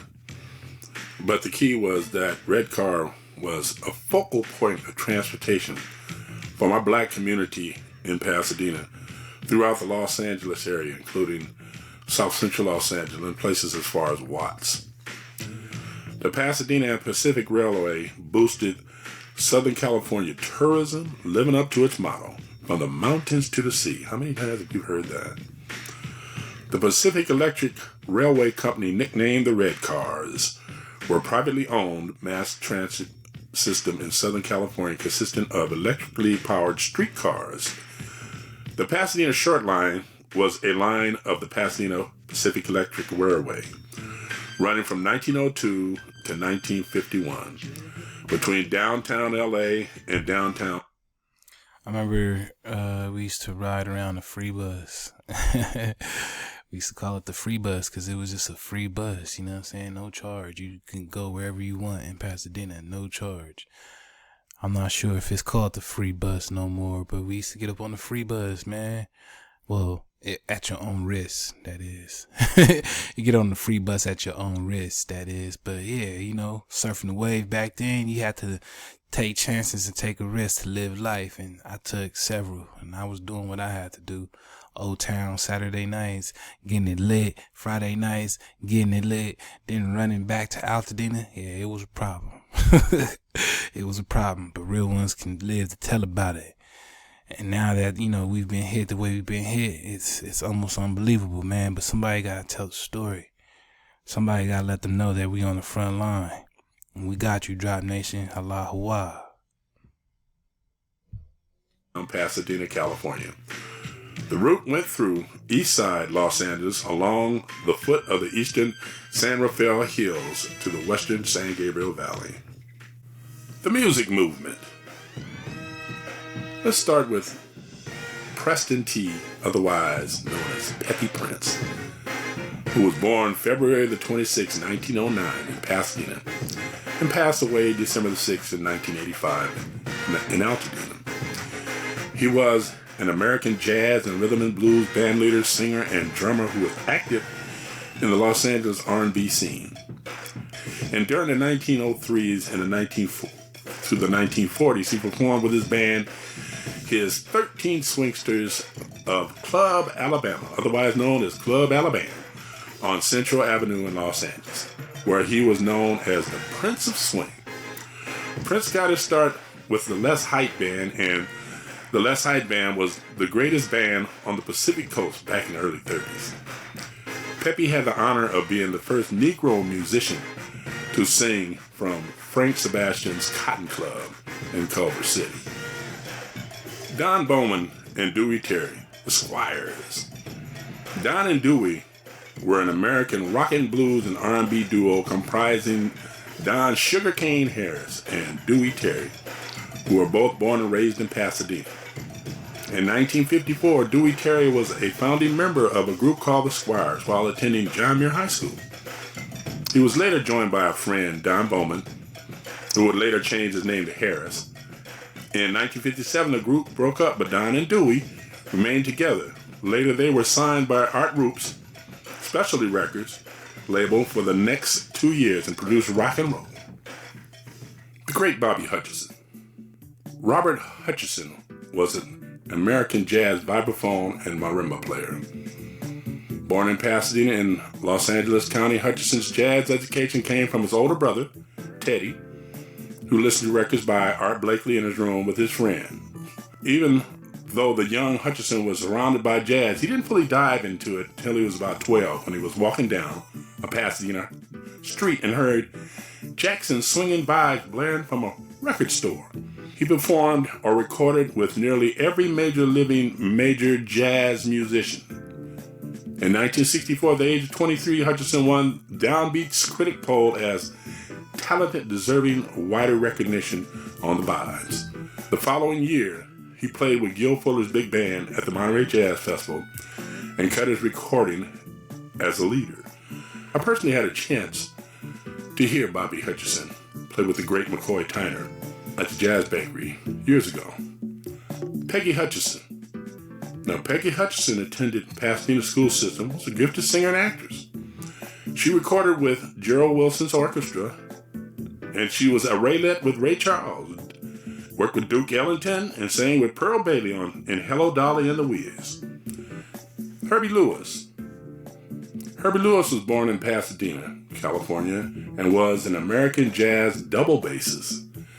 He graduated from John Muir High School and began playing in Hollywood jazz clubs in 1960 and cut his first record called The Fox with Harold Land.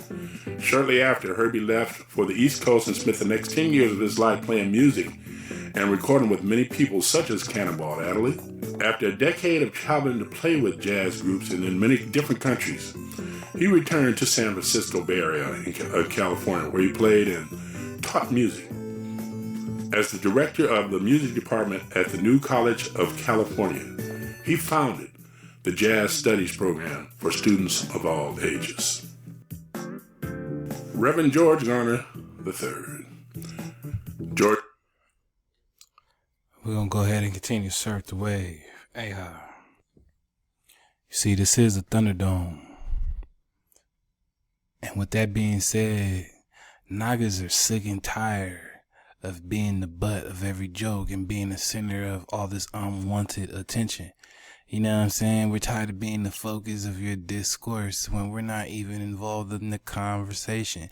Yet alone, we're not even involving you in our conversations. Yes, there seems to be this fixation, this fascination on involving the Naga for everything that you want to center your hate around.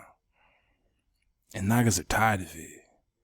We see the signs each and every time, and we have had enough. Oh, it's over for that.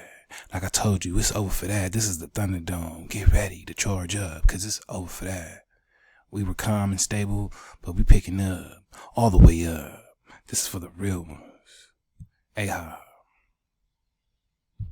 I am tired of people speaking negatively about the black community. I'm tired of seeing fake headlines painting black people in a bad light to get some attention. I'm tired of people justifying their racism and hatred and diverting it to black people who, for the most part, mind their own business and positively contribute to society. Black people are a net positive to any community that gets the pleasure of being around them. Most black men and women are very upstanding individuals. Do you know the level of discipline most black families have to go through just to try to fit into America from back in the day? It doesn't matter how hard we try, how much we contribute, what we do, everything we accomplish, what we invent. No matter what, it still comes back down to this weird focus and obsession with hating black people. And I don't get it. This video is in response to the looting headlines circling LA. They're saying that looting is occurring in LA while these fires are going on. I'm sure there is. However, the only video that came out was a bunch of black people in a house moving stuff out of the house with fire trucks and policemen all around the house. So you truly believe that these people are robbing a house right in front of policemen and firemen? So the neighborhood is too nice. It can't be their house they're moving their stuff out of.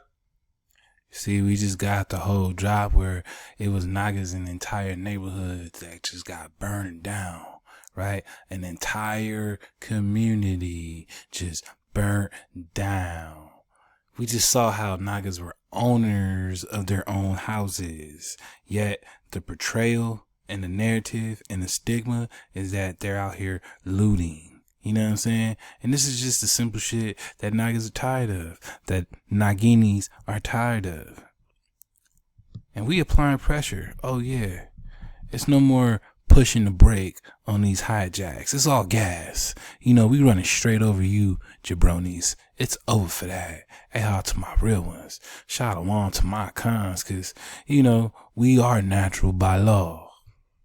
Black people in a house moving stuff out of the house with fire trucks and policemen all around the house. So you truly believe that these people are robbing a house right in front of policemen and firemen? So the neighborhood is too nice. It can't be their house they're moving their stuff out of, very calmly, walking very slowly. What is this weird societal obsession with taking all your rage and hatred out on the black community? I don't understand it. We have put up with this all of our lives and it still continues today. It doesn't matter how successful we get. It doesn't matter how much we contribute. These are the same headlines that I saw as a kid that made me not want to be black because I was taught by America to hate myself because black people are bad.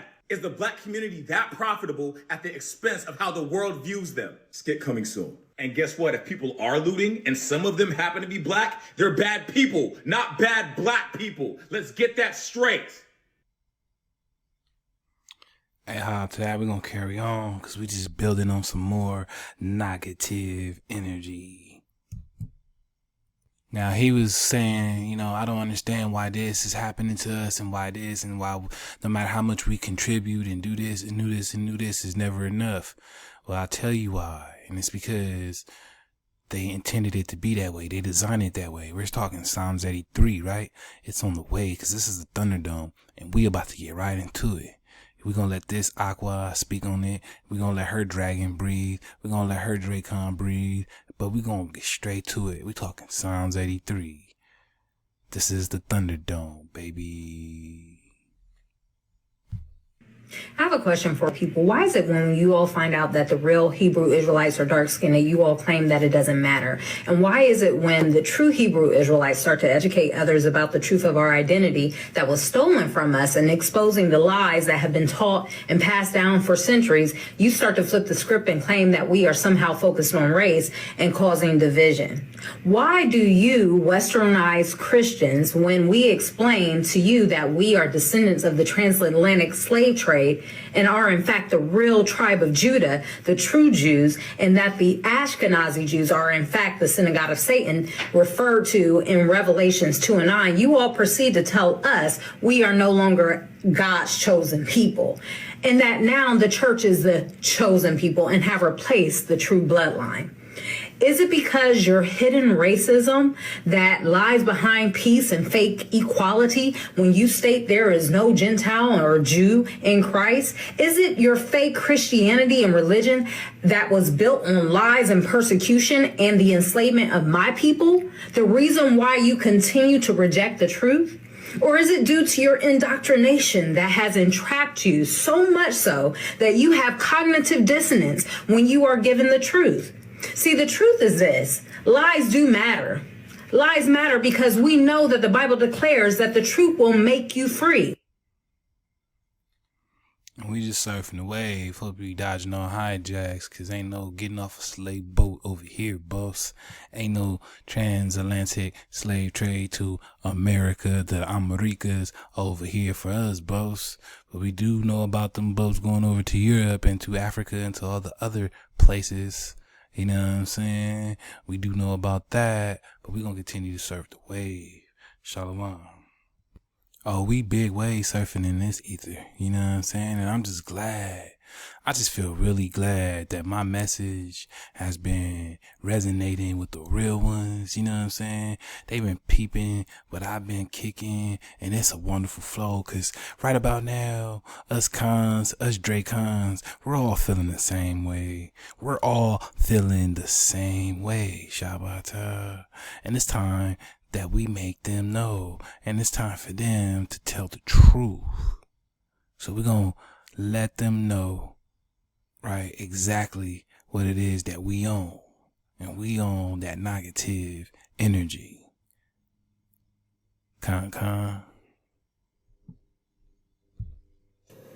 Sometimes all you gotta do is listen, and they will tell you the whole score. The Trump effect. All you gotta do is listen. Open your ears. How do they feel about America? What makes America great? Can we make America great again, or will we have to make America indigenous again? Open your ears and listen. Do they feel that you are natural, and what do they feel about nature? Is America natural? Well, when you research the 1828 definition of American and you get copper color races found here, then yes, according to the 1828 Webster Dictionary, American is a term applied to the aboriginals or indigenous people, the copper color races found here by the Europeans. So that version of American, at least as long as the 1828 Webster Dictionary has to say about it, that is a natural America, right? These are the copper color races that are found here naturally.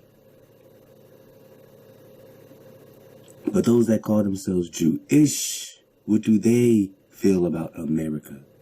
When we research that our demise in a large portion was funded and financed, when you research the names of the people behind this thing, the money that was financed, who was the financiers of this thing? Where does it go back to? And do they feel that this place is natural?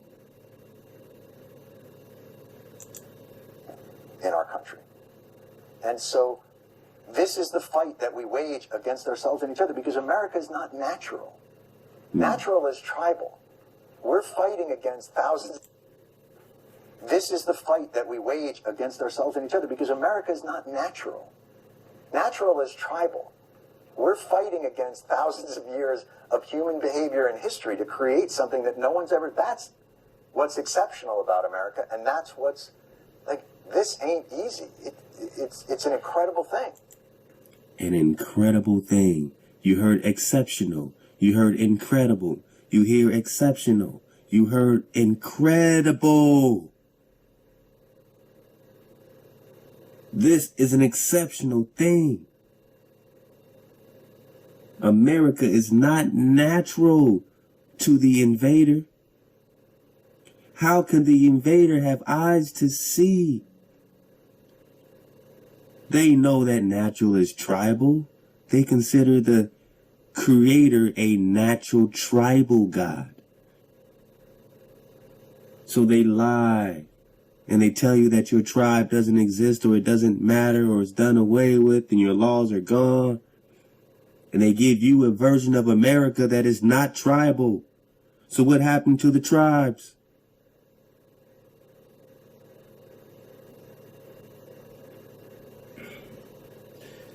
Man, I just got this Horace Butler book, man. Love to the brother Horace Butler, man. And, you know, I ain't going to focus on what I don't agree with. I'm just going to focus on all the drop. You know what I mean? Because that's what we got to. I mean, that's what time we on right now, right? We not focused on what we don't agree with. We focus on the drop. We surfing the wave. We getting to the water. And it's over for that. You should already know. I mean, we talking anion. It's all the way up. It's all the way up. My cons are on. It's all the way up. And it's over for that. We just on the hijack headbone right about now. It's over for that. Hey, hop to the real ones. Let's go. And your laws are gone. And they give you a version of America that is not tribal. So what happened to the tribes?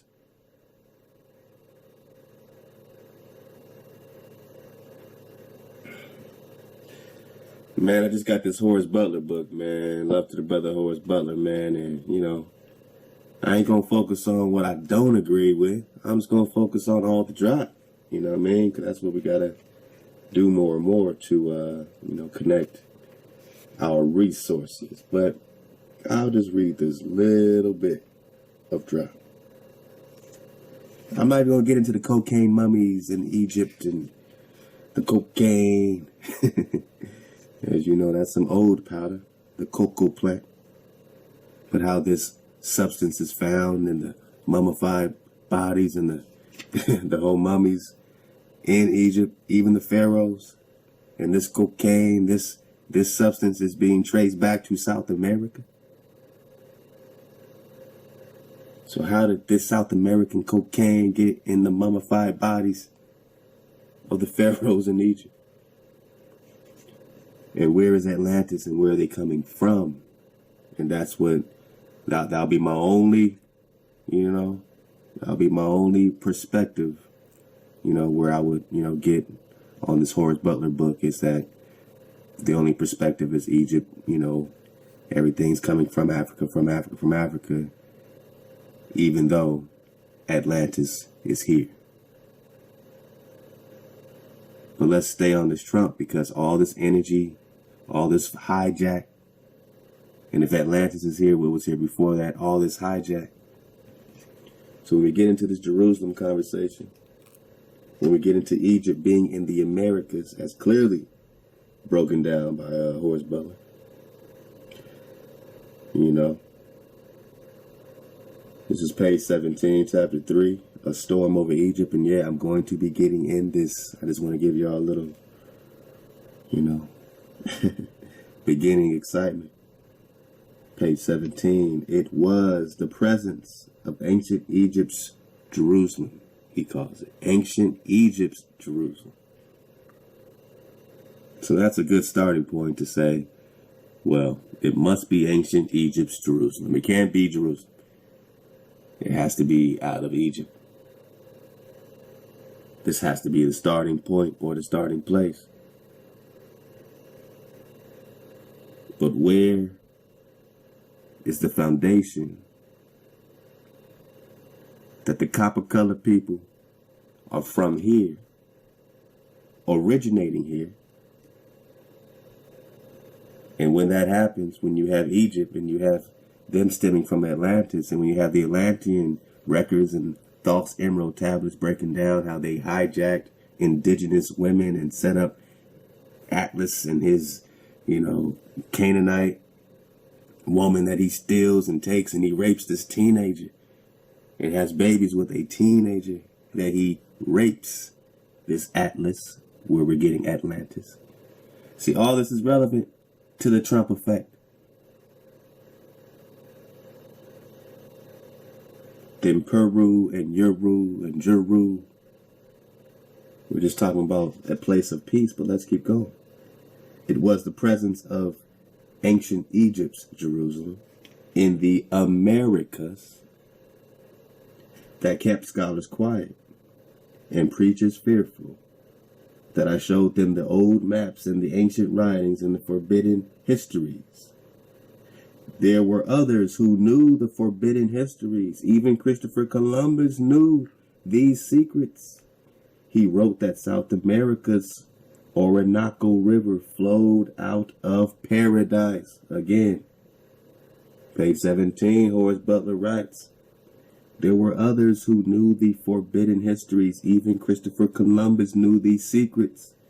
He wrote that South America's Orinoco, O-R-I-N-O-C-O River, look it up, Orinoco River flowed out of paradise, where Adam and Eve had lived. So Christopher Columbus, according to the records of this Horace Butler, he knew these forbidden histories, he knew your history, and he knew that the Orinoco River in South America, O-R-I-N-O-C-O, flowed out of paradise where Adam and Eve had lived.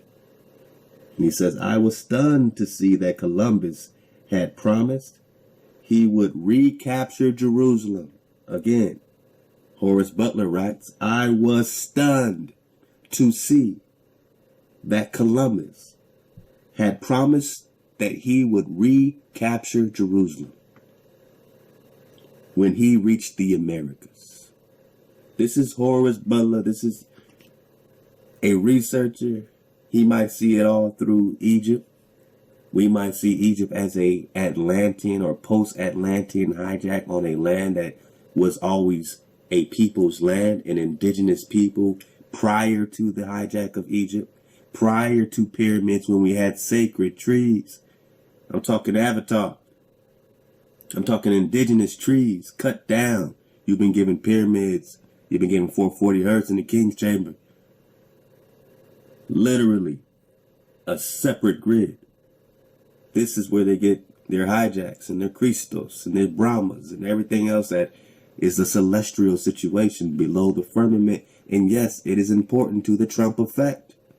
It's important to what Jon Stewart is saying when he says America is not natural. Because to Atlantis, America is not natural. They're just hijacking it. To Egypt, America is not natural. That's why Horace Butler's calling it Egypt's Jerusalem. Everybody must conquer this Jerusalem. But did Egypt invent Jerusalem? Where in Egypt's records do they show them getting down with the Most High and the commandments? So we're going to skip over the Israelites. It's just Egypt. We're going to skip over Jerusalem. It's just Egypt. I'm not going to focus on it, but you see where I'm getting at. So what does he write? There were others who knew the forbidden histories. Even Christopher Columbus knew these secrets. He wrote that South America's Orinoco River flowed out of paradise where Adam and Eve had lived.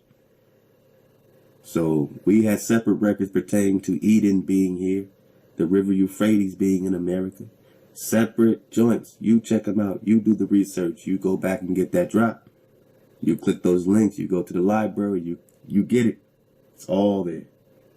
So he's saying where Adam and Eve had lived, this Orinoco River coming out of South America, all right, that flowed out of paradise. I was stunned to see that Columbus had promised he would recapture Jerusalem in the Americas. When he reached the Americas, Columbus would recapture Jerusalem. We got that. And another source, it's in the library. You click on it below. It's all around. You go get it if you want it. And that's coming out the Biblioteca de Colombina in Sevilla, Spain, when Columbus is saying, I'm going to America to recapture the Holy City in Mount Zion. Subjugating the people of the Indies, just like the Dundee verses 1452 Papal Bull. But then we got Moorish treaties, decades before that, signed by Zelia SL. Under her name says Moabite, and she's signing a treaty, and then what? Right after that comes the Dundee verses. So it's a whole lot of Psalms 83 in your face. A whole lot of Psalms 83 in your face, and it's on the way. We about to get to it. We just charging up because we ain't going nowhere. You know what I'm saying? This is for the real ones. You see what's going on. This is for the real ones, and the real ones are tribal because tribal is natural. Max A. High. What does this have to do with the Trump effect? What does this have to do with America? If we're reading that Columbus is coming here to recapture Jerusalem when he reaches the Americas, then who does he have to take down? Tribes. Who must be defeated? Tribes. Who are you, so-called Negro? Tribes. Which tribes? Jerusalem. What did they capture? Jerusalem. What was the point? Why did Columbus bring a Hebrew interpreter named Torres, a convert? Because he heard that the great Khan was here across the river from Prester John? The Israelite king? Across the river from Prester John? And now you hear and you see it in their eyes that you and us are no more. So America is no longer natural. Because natural means tribes. And so this is the fight that we wage against ourselves and each other, because America is not natural. Natural is tribal. We're fighting against thousands of years of human behavior and history to create something that no one's ever... That's what's exceptional about America, and that's what's... Like, this ain't easy. It's an incredible thing. And so this is the fight that we wage against ourselves and each other, because America is not natural. Natural is tribal. We're fighting against thousands of years of human behavior and history to create something that no one's ever... We're fighting against thousands of years of history, of natural behavior to create something, to create something artificial. America's artificial. Look it in his eyes. That's what he's saying. Natural means tribal. And as a Jewish person, you would think that would mean something, this tribalness, but he's not claiming a tribe. He's claiming an identity, but whose identity? Natural means tribal. Columbus came to America to seize the holy city, to capture Jerusalem, to capture the tribes. Who was Prester John? It was a recent takedown, and now they created something new, something artificial, something not natural. Is also... And it's the same thing that's going on. Still the same old song. All around the world, same song. You know what I'm saying? Everywhere they go, it's the same old song. And we tired. And it's over for that. It's really over for that. And so this is the fight that we wage against ourselves and each other, because America is not natural. Natural is tribal. We're fighting against thousands of years of human behavior and history to create something that no one's ever, to create something no one's ever done, right? Thousands of years of history and behavior? Whose history and behavior are you fighting against? He said we are fighting against thousands of years of tribal, of natural history behavior. One more time, so you think I am not losing my gourd. Fight that we wage against ourselves and each other, because America is not natural. Listen. Natural is tribal. We're fighting against thousands of years of human behavior and history to create something that no one's ever, of human behavior and history. That's your anion regnum. That's what they talking about, your anion regnum. You know what I'm saying? But I'm gonna let my con pop off, because my con, he charged up. You know what I'm saying? We charged up. Let's go. Fight that we wage against ourselves and each other, because America is not natural. Listen. Natural is tribal. We're fighting against thousands of years of human behavior and history to create something that no one's ever, of human behavior and history. Whose human behavior and history are they fighting against? You keep hearing it. I know it's unbelievable, but you are hearing it and seeing things more clearly than you ever have. And he's just talking the same shit he's been talking. And I used to, man, you know what I mean? Out of all these politicians and stuff, he seemed like he was keeping it real. So I'd be like, all right, cool, man, let me put on this Jon Stewart. It's funny, but when it comes down to the nitty gritty of America, everybody wants corporate, you know what I'm saying? Everyone wants to see it through the corporation, everyone who's benefiting from the corporation, because once they get tribal, they got to get off your land. I mean, that's just point blank, period. Once you are a tribe, you have a land, and they're like, well, okay, well, clearly I'm an invader. No shit. So how do you make an invader feel at home? How does an invader make themselves feel at home? They are going to make believe this has nothing to do with nature. They're going to do everything unnatural. They're going to fuck everything up the same way they did in the place they came from. And that's the wave we surfing. That's the wave we surfing. My con breathing dragon fire on him. He breathing dragon fire. Are you? Are you breathing your dragon fire? Go ahead and breathe your fire on him right now, my cons. Right now, my Naginis. Breathe your fire on them, because it's over for that. Them Nagas are back. Everybody wants corporate, you know what I'm saying? Everyone wants to see it through the corporation, everyone who's benefiting from the corporation, because once they get tribal, they got to get off your land. I mean, that's just point blank, period. Once you are a tribe, you have a land, and they're like, well, okay, well, clearly I'm an invader. No shit. So how do you make an invader feel at home? How does an invader make themselves feel at home? They are going to make believe this has nothing to do with nature. They're going to do everything unnatural. They're going to fuck everything up the same way they did in the place they came from. They left the Black Plague and disease and brought disease and, you know, use it as a weapon on purpose. Biological, chemical warfare. Look it up. Look up the smallpox in the blanket. Look up how they took out our chiefs with poison. Which poisons? Which sorcery? Which sorcery says that America is not natural? That the copper color races found here by Columbus is not natural? I just had it up.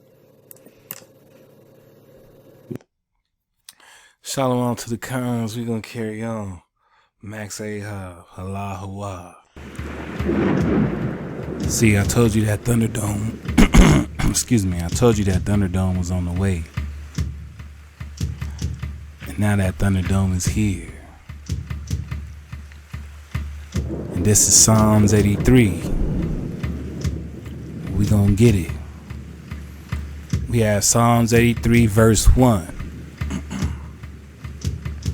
A song or Psalm of Asaph. Keep not thou silence, O God. Hold not thy peace, and be not still, O God. For lo, thine enemies make a tumult, and they that hate thee have lifted up the head. They have taken crafty counsel against thy people, and consulted against thy hidden ones. They have said, come, and let us cut them off from being a nation, that the name of Israel may be no more in remembrance. No more in remembrance will you remember who you are. For it was a plan, a plot for these energies, entities, conglomerates, confederacies to rid you of your seed. For they have consulted together with one consent. They are confederate against thee, the tabernacles of Edom, and the Ishmaelites of Moab, and the Hagarenes, Gabal, and Anam, and Ammon, and Amalek, the Philistines, with the inhabitants of Tyre. Assur also is joined with them. They have helping the children of Lot, Salah. Do unto them as unto the Midianites, as to Sisera, as to Jabin at the brook of Kazan, which perished at Endor. They became as dung for the earth. Straight poo sandwiches. You hear how the Most High feel about them? These other nations, they became as dung. Straight shit. You know what I'm saying? Make their nobles like Oreb and like Zeb. Yeah, all of their princes as Zebah and Zalmunna, who said, let us take to ourselves the houses of God of Hawa in possession. Oh my Hawa, make them like a wheel, as the stubble before the wind. As the fire burneth a wood, and as the flame setteth the mountains on fire. As the fire burneth a wood, and as the flame setteth the mountains on fire. Alright, and just that right there makes me want to surf a wave. So let's go ahead and surf this wave. Shalom. So surfing the wave right here, Psalms 83, reading that scripture made me think of this part right here. Alright, and if you're really surfing the wave, you're going to feel these vibrations right about now. Alright, Shabbat. Now, like I said, I feel like these vibrations of what's been happening isn't all the way to blame on a hijack. Because as I've been saying in this ether for the last few consecutive drops, we've been doing some powwow, some serious magic. And if you've been surfing the wave, as soon as I started speaking on this fire, well, look what happened, right? Let's get it. Then I crossed over, and Michael crossed over with me. Crossed over the waters. This is the Hebraic action being fulfilled. The Hebraic action being fulfilled. Because Hebrew just means what? To cross over. To cross over. Still can't believe these waters were froze. Let's go. Then I crossed over, and Michael crossed over with me and brought me again to the place from which he had taken me. Hear also, my son saith, the other mysteries and promised things to come, which have been revealed to me by eating the tree of knowledge. Interessante, right? Interessante. This is a trip. Interessante. He said, Pete, the other mysteries promised to me to come, which have been revealed to me by eating of the tree of knowledge. I have known and understood the things which are in this age, or the cosmos, which God will do to his creature, the human race. The Lord will appear in a flame of fire. Hawa will appear in a flame of fire. You see what's going on? We just picked this up from Psalms 83, right? From Psalms 83, we were talking about this fire. Now here we are getting a drop right here, right before us, right? Talking about this fire. And I'm starting to feel like this is what's happening, right? We didn't spoke a bit of this into an existence. Mind you, I started getting sick right around I made this drop, and I had to go through it. You know what I'm saying? I had to battle through the motions and to come up out of that. You know what I'm saying? And I felt like as soon as I so-called got sick was when these fires came out. You know, my body went through a transformation as I was providing a transformation for the Shabbatah. And these things we cannot make up. Real ones surfing the wave know exactly what's going on. And they know exactly what I mean right now. Ahar. From the mouth of his majesty, he will give commandments and precepts to all. From his shining light, the true light, sanctify him in the house of Naga. The waters froze. Naga. Are we talking ice walls? Are we talking ice walls? Michael took his rod and boom. The waters which surrounded paradise and they froze. Again, I dropped strictly from my tribe, explaining certain details. Strictly from my tribe, because I have Ahab.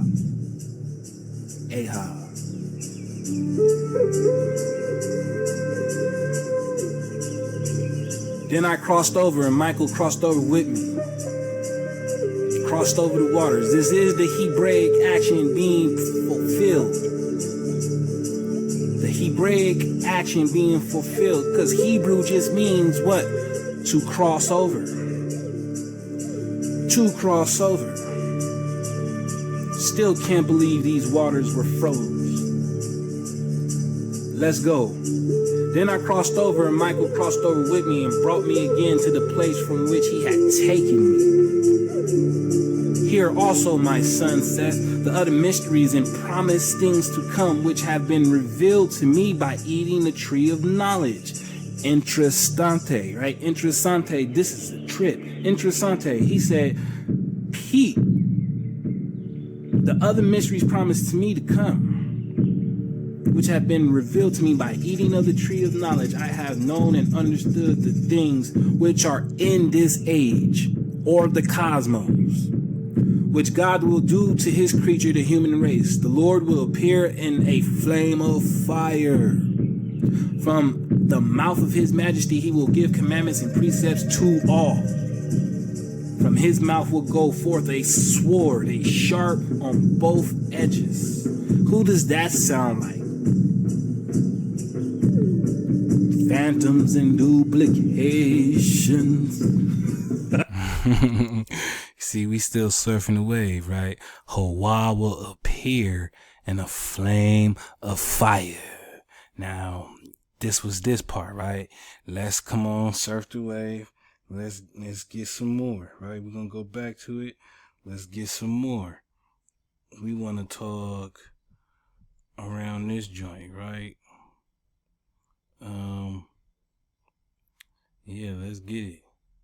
Let's get it. Let's go. The Dark Knight, a hero?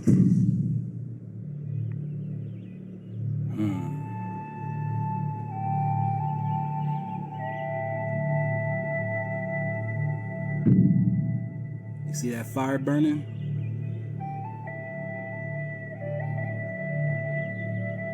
Oh, you think it's just play though. You still think it's play. Again, everything. You hear what we doing? You hear the vibrations? Surf the wave. Charging Naga up. This is for my real ones. Let's go. I mean, we talking days before it happened, right? Days before it happened. Let's get it. Thing that's dark is represented in powwow.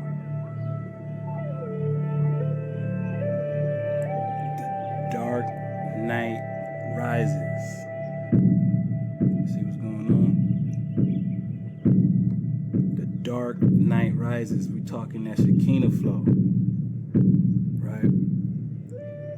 That primordial black hole.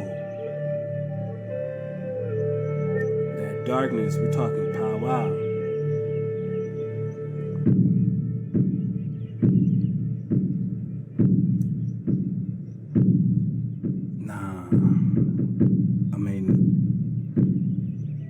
This is as real as it gets.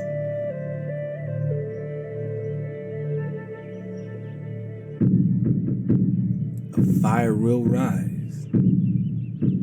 What did the book of Adam and Eve say? A destruction will happen by water and one by fire. And a fire will rise. And out of that fire, the dark night comes with it. Stop playing.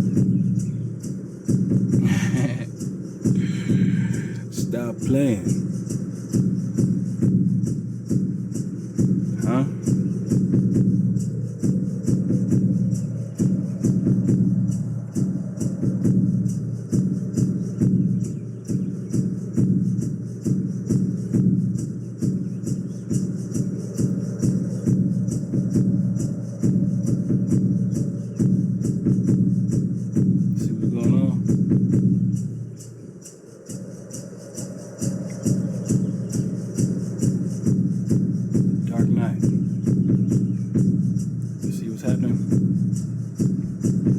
You see what's happening. We're going to go ahead and surf the wave. You know what I'm saying? We talking that fire.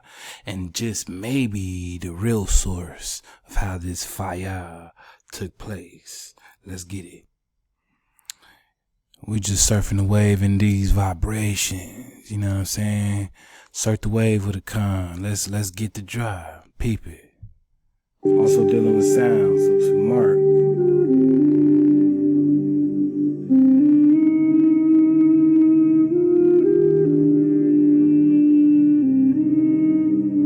Also dealing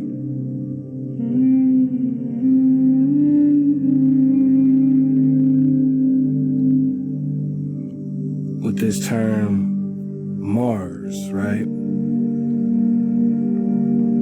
So we're digging on the vibration, and now we're getting Mars. So from Mark, we get Mars, right? If you surfing the wave, you're just talking cosmos, dodging all hijacks. But when we're dodging all hijacks, well, again, they're talking about this energy, this vibration attaching to sound coming from the Elohim. This one just so happens to have the same vibration in sound, which is the health, the acoustic. But they also say that it's bright reddish orange.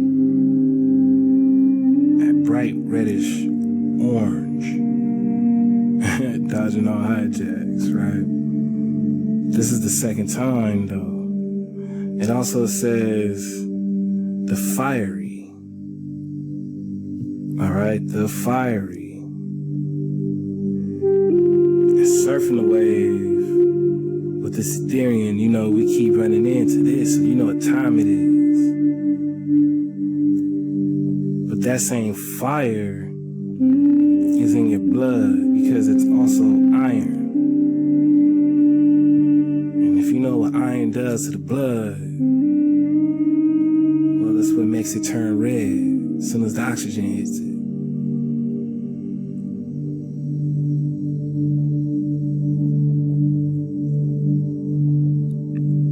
So this Elohim energy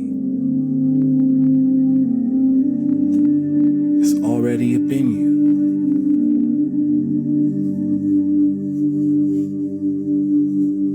It's already a part of your genetic build. It's the reason why you are able to catch on fire. Especially if you happen to be an Aries. For those surfing the wave. See what's going on? We building on all this fire and it's getting crazy. And it got so crazy because then, guess what? It actually took form in real time right before our eyes. But we not done yet. I mean, we still surfing the wave and we still pressing the issue. So let's get to the next one. All right? Let's get to the next one, Shabata. Ahab. And it's like I said, real ones gonna catch the signal. Real ones caught the signal. We surfing the wave. We in real time. You got the drop from the bro earlier. You know what I'm saying? You got the drop from the bro earlier. We surfing the wave in real time. And it just so happens to be when you in the ether and when your frequency is aligned, sometimes it's going to come out like that. You know what I'm saying? Because the message got to get out. And Hawa's working with the real ones. And we can tell because we know. You know what I'm saying? And because we know, I'm able to tell, hey, that message, it was heated. You know what I'm saying? So we're going to dig on this. And then we're going to convey this message that we talking about because we building on that what? On that what? Let's get it. Version of hijack going on, man. I didn't know there was YouTube police. I didn't know anyone thought that they had to keep the Nagas in line, to keep the Nagas in check. Now that's something I'm not comfortable with. And if hijack thinks they're gonna tell me on what I should think or how I should feel or what I should do or how I should move, but they got another thing coming, cause it's over for that. Oh, it's over for that. And my cons, we clearly see. We see clearly. You know what I'm saying? Cause if this is the same Wata, then we should see you surfing the wave. We should see you surfing the wave, just like the rest of us. When we surfing the wave, we're surfing the wave as a whole in togetherness. Cause our message, though it may have variances, is the same. So why not just surf the wave with the tribe? But that's not the vibe, is it? Nah, the vibe is the police. And I didn't know YouTube had the police. Policing us already on top of what policies YouTube puts us through. And it's a joke. It's a joke, cause them Nagas is back. You see it? Them Nagas is back. Naga, a Native American people who lived in the Northeast at the time of European contact. You see what's going on? So we're connected to this. I mean, it's clear. And we gonna shine. My tribe gonna shine. No matter what a hijack thing. Ain't no policing us. Ain't no telling us on how we should come across, on what we should think, or how we should conduct ourselves. Cause I've been surfing the wave this whole time. And if you really been getting a drive, well then you should be on fire, just like the rest of us. Cause when we're digging, it's a joke, cause them Nagas is back. Connected to this. I mean, it's clear. And we gonna shine. My tribe gonna shine. No matter what a hijack thing. Ain't no policing us. Ain't no telling us on how we should come across, on what we should think, or how we should conduct ourselves. Cause I've been surfing the wave this whole time.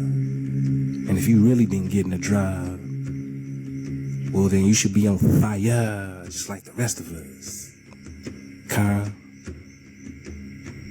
And what a hijack thing. Ain't no policing us. Ain't no telling us on how we should come across on what we should think or how we should conduct ourselves. Cause I've been surfing the wave this whole time. And if you really been getting a drive, well then you should be on fire, just like the rest of us. Cause when we're digging on cloud, it means, you see what's going on? So we doing all this fire talk, and look what happened. I mean, literally right after I published and posted this joint, right? Look at us now, Shabbat. And that's what I mean. So we're gonna continue surfing this wave. Shalom. Now, I just showed you pretty much to my observation just how this fire came to be, right? And we were digging on verse 14. So carrying on with verse 15. So persecute them with thy tempest and make them afraid with thy storm. Fill their faces with shame that they may seek thy name, O Lord.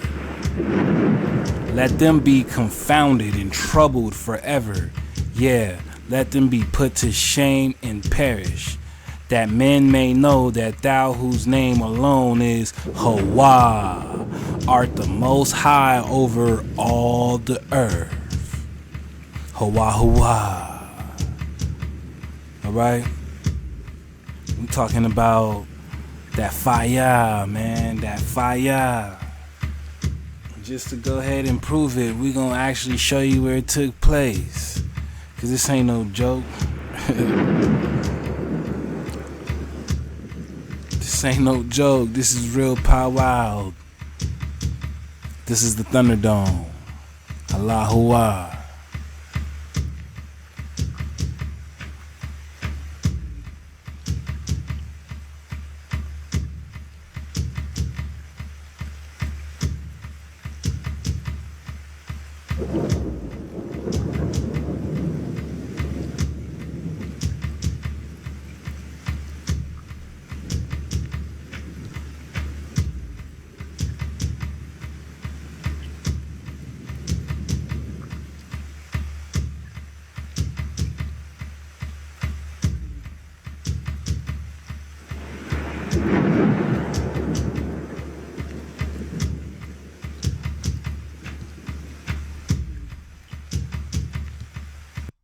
The pursuit was to find...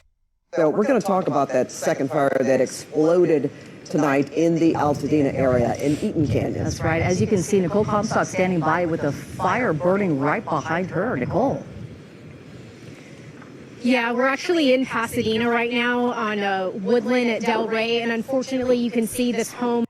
She said Woodland and Del Rey. Now, for those who surfed the wave with me on IG Live, I was letting folks know this is literally where I stayed. I stayed on this street, Del Rey. So technically, this is where I once laid my head. All right. And you think it's just some coincidence? I've been speaking on this fire this whole time. And all of a sudden, where I once laid my head is literally on fire. I'm not over there right now. You know what I'm saying? So that lets you know where the Wata is really at. I'm not there right now, so it should let you know where the Wata is really at. But go figure, you know what I'm saying? We can't make this up like fresh off the bat, you know what I'm saying? We talking Del Rey, and that's where Naga was raised, man. I was right there, you know, mom's house is right there on Del Rey, you know what I'm saying? Like real spill, man. This happened in real time for me, man. You know, these are my elements. And this is how I know this is, you know, I'm a little connected to this directly. Facts. We all are. We surfing the wave. Allahu Akbar. Yeah, we're actually in Pasadena right now on Woodland at Del Rey, and unfortunately you can see this home has been totally destroyed by this fire that started in Eaton Canyon at about 6 o'clock this afternoon, or this evening I should say. We're about 1 mile south of Eaton Canyon, directly down from Altadena Drive. It's unbelievable how this fire has spotted a mile away and not only spotted enough to catch, shrubs and bushes and trees on fire, but to fully engulf a home here. Just across the street here, there was another home that had fire burning right up to the backyard. And if you look to the left here, I don't even know what that is that's on fire, but it looks like it could be potentially another structure. It looks like something up there is burning too. So kind of all around us here now, we're seeing that this fire has spread from Altadena down to Pasadena in this residential area with a bunch of trees and a bunch of homes packed in here, and it is burning right through them. And on the other side of these homes here, I think there might be two other homes behind at Del Rey and Woodland here in Pasadena, and then there's a preschool behind it. And we were hearing from another photographer just a couple of moments ago who's walked down there that those might be on fire at this point too, and if not, the flames are very close to it. We're just going to walk down the street a little bit here without getting too close, and watch out for the fire hose here, Chris. I don't want to trip you. But the winds are just blowing so fast out here tonight. You can see like how the flames are just being pushed down like a blowtorch out here. It's really carrying embers super far away, and it's even the homes here that are in good condition right now have a lot of embers just burning up through the dry brush in front of their homes. You can see all of the black smoke that's just billowing off of this thing. It's just unbelievable that this is happening in Pasadena, and you can hear these explosions. I don't know if that's propane tanks or something that someone's storing on their properties here. We're gonna go around the corner just a little bit here if we can, Chris. You can see that there are fire trucks here, and they do have hose line pulled out in front of some of these homes, but there's not anything they can do when the wind is pushing the flames with this much intensity. I don't think the hose is going to do anything at this point. It's really no match for the flames we have. I don't think we can walk down that way because the fire's laying down too much over the road now here, but it does look like there might be another structure down the road just behind this home that might be catching fire at this point too. So it looks like at least for sure this home on fire, and maybe. And it's really going to show character, because so many people made content about the topic but decided not to reach out to those affected or the real ones in the field. And we see clearly, and it's over for that. So this is where Naga used to rest his head, man. We ain't making nothing up. We talking elementals. We breathing on you in real time. We talking Dracon fire. Hey, how to the real ones. See, I know these things are about us, man. When it comes to these so-called curses, these afflictions, these setbacks, these atrocities that keep us in astonishments. I mean, it's all happening in real time, because you see shit like this happening, and it's no excuse, As a collective, we have definitely forgotten who we are. That's why to see these Nagas slowly, coming out of that deep sleep, man, waking up to the bacon, so to speak. It's all happening, you know what I mean? Because this shit right here is not only proof that we have forgotten, but it's proof that you're doing the same shit in your text that Moshe caught you doing when he came down after getting the law written on the tablets. You know what I'm saying? This is the same kind of bullshit Israel's always doing, and Israel's always doing this, and you gotta understand why. And it's because they don't remember who they are. But the Nagas is back, and this shit right here, it's over for them. This right here, it's over for all of this. Like the fact that they got this nigga embalmed. I mean, this is a funeral we're looking at, right? But they're performing a concert at a funeral. This is a funeral. Look at the degeneracy in this. The Most High is not dealing with shit like this. Ain't no way the Most High dealing with shit like this. You know what I'm saying? All of these Nagas right here, NPCs, man. All of these niggas is NPCs, bro. Straight bots. This is bot activity. This is literally the Walking Dead. You know what I mean? How is that they got this brother up here and he's not even he gone? You see what's going on? What kind of witchcraft is this, man? This is how you know them scripts is about us. This is what we do as a people. You Nagas is still asleep. And this is the Thunderdome. Before we deal with anybody else, we gotta deal with us. All of this shit is over. It's over for all of this. All of this is out the window. It's over for all of this. It's over for all of this. You know what I'm saying? You gotta MHOE, cause this is not it. And it's activities like this that get niggas burnt up. And that fire be for everybody. That fire would be for everybody.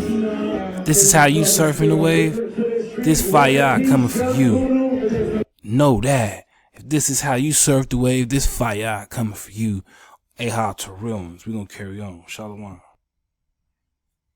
See, it ain't about the skin folk. It's about the kinfolk. It's all about vibration. You can talk a good one, but what is your vibration saying?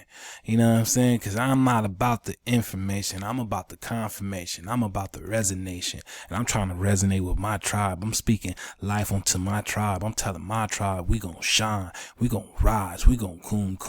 We going all the way up. We gonna anion. Because this is anion regnum. But what is this jabroni talking about? What is this food talking about? You know what I'm saying? A lot of y'all might think that he's swagging. A lot of y'all might think that he gassing, that he's cooking up something. But for me, I don't know. I sense a whole lot of hijack. But what are you talking about? What vibration are you surfing? Because I don't deal with the double fork tongue. You know what I'm saying? I don't speak like the hijack or the proxy. But Nagas kind of do. And some Nagas might feel like this is their frequency. And I'm letting you know, you gonna be just like that other clip we just looked at, right? Dead as a box. You want to surf this wave like this, cause we not for it. You know what I'm saying? It's MHOEKTC. Ain't nothing else. That same thing Jesus said. We the chosen ones, and they're keeping us stuck in this body, and they making us at the bottom of the bottom, and they keep on giving us this earthly stuff like it's something, and they keeping us stuck here on earth, gang. I'm telling you, we the biggest and we the best. I'm telling you, I'm God. Okay. I swear to God, my mama. I just told y'all I was God. I don't think you understand. I don't think you understand I'm God. You see what's going on? Like, this nigga wanted instant gratification, you know what I mean? And that's not the way that a God carries themselves. A God doesn't require this form of worship. You see what's going on? You see what's going on? Contrary to the hijack, you see what's going on? Surf the wave. When you the image of Hawaii, you don't need gratification. You don't even need validation. You just surf the wave. The validation is in the vibration, and the vibration is charged to the frequency. Therefore, what do you need gratification for? Why is he seeking for validation? Surf the wave. It's something, and they keeping us stuck here on earth, gang. I'm telling you, we the biggest and we the best. I'm telling you, I'm God. Okay. I swear to God, my mama. I just told y'all I was God. I don't think you understand. I don't think you understand I'm God. Well, what are your plans for the future? Come on, gang. Let me tell you about the future, right? I don't think you know. See, future is like 8 different futures. We live in a parallel universe. So every move I make dictate my future. So there's no future. Everybody's future is black. But in the blackness is all the light. Go ask the scientists right now. They're going to tell you that they just found out that inside the black is where the most energy and the most light is at. Now see, he's speaking some truth. He's sprinkling some facts, right? But where's the vibration? Where's the frequency? Where's the charge? You know what I'm saying, my Naga? Or is this another agenda? Is he coming at you in an angle? We talking about thought, right? Is he coming at you in an angle? Is he moving in the angle? We talking thought, right? Is he coming at you in an angle? We're trying to be clear, transparent, clairvoyant. You know what I'm saying? We surfing the wave. We talking ante up. We on the ante up. You know what I mean? We talking ante up. We talking ante up. That's word to anion. We going all the way up to the misty sky. We talking to Moan Khan. To Moan Khan. But what is this hijack talking about? What's going on? You know what I'm saying? What's going on? About that inside the black is where the most energy and the most light is at. So you ask me about the future, I tell you my future is black, and everything that I do can change it. I swear to God, Mom, I've been there and back, gang. So we live in a parallel universe, right? And what that means is every thought and every action I do dictate my future. So when you ask me about my future, right now, this finna come out and do like 1 million. That's what I got my mama, and we gonna be going up, because everybody knows that I don't do nothing but spit the truth, gang. That's what I got mama. I'm half Illuminati and half street, gang. Yeah, can you explain that? How do you become half Illuminati and half street? All right. Now, you see, these niggas think they creative. They think they being different. But we know what's up. Shout out to UB News. We know what's up. We know what's going on with these boule ass niggas. You know what I'm saying? We know what's going on with the hidden hand. Yeah, we know about the hidden hand. I've always known about the hidden hand. You know what I'm saying? Because it's always been on site to the Canaanite. It's always been on site to the Canaanite, man. Especially the Canaanite in that vibration. You know what I'm saying? Because who's the original dog face? It's you, Naga. If you spiraling out of connection, if you not in code and keeping orientation, you are the dog face. And it's over for all of that. I've been telling you, hijacks, it's over for all that. And we own you, dog heads. This is your euthanization. You know what I'm saying? It's over for that. Like come out and do like 1 million. That's what I got my mama, and we gonna be going up, because everybody knows that I don't do nothing but spit the truth, gang. That's what I got mama. I'm half Illuminati and half street, gang. Yeah, can you explain that? How do you become half Illuminati and half street? All right, listen. So I'm half Illuminati because I understand the power. I understand this world is. It's not just about power. It's about movements. It's about rituals. It's about a lifestyle. And that Illuminati lifestyle, even though you're trying to make it all about illumination and knowledge, is just head heavy. You know what I'm saying? There's no soul. There's no wata, because you got to deal with a lot of degradation. You know, that's a lot of devolving. That's a lot of animalistic behavior. Very stuck in that root chakra, which is probably why this nigga talks like this. But it's over for that. You know what I'm saying? Because it's over for that. That Illuminati MK Ultra bullshit. You thinking you slick talking that Cat Williams. I mean, I caught it when Cat Williams said it too, and I thought then it was a little something off, but I didn't want to trip because I was just going with the vibe. But you gotta wonder, why is it that we were so moved by a guy who got his step onto the scene by portraying a pimp? I mean, what is it that a pimp really does? You know what I'm saying? What is it that a pimp really does? And why is it that we as a culture, we as the natural Afro-Americans seem to be so triggered and moved by degeneracy? I mean, his role was a pimp. What does that say to our aquas? What does that say to our sisters? What does that say to our ammas? What does that say to our daughters? What does that say to those who we're trying to purify and keep pure? His achievement and step onto the stage was that of a pimp. Regardless if Steve Harvey is crooked or not, he's never given us an image of flat out degeneracy. Now, all of these guys have motives that are to be questioned, but I think that is pretty strange how he jumped out the window claiming to be of the Illuminati and that he was special because he knew this knowledge, yet the Illuminati has never treated our people a certain way unless you are one of them as the original Illuminati, which I now have to say it's over for that, and we on your ass, hijack. You know what I'm saying? Peace of the real ones. That's what I got, mama. I'm half Illuminati and half street, gang. Yeah, can you explain that? How do you become half Illuminati and half street?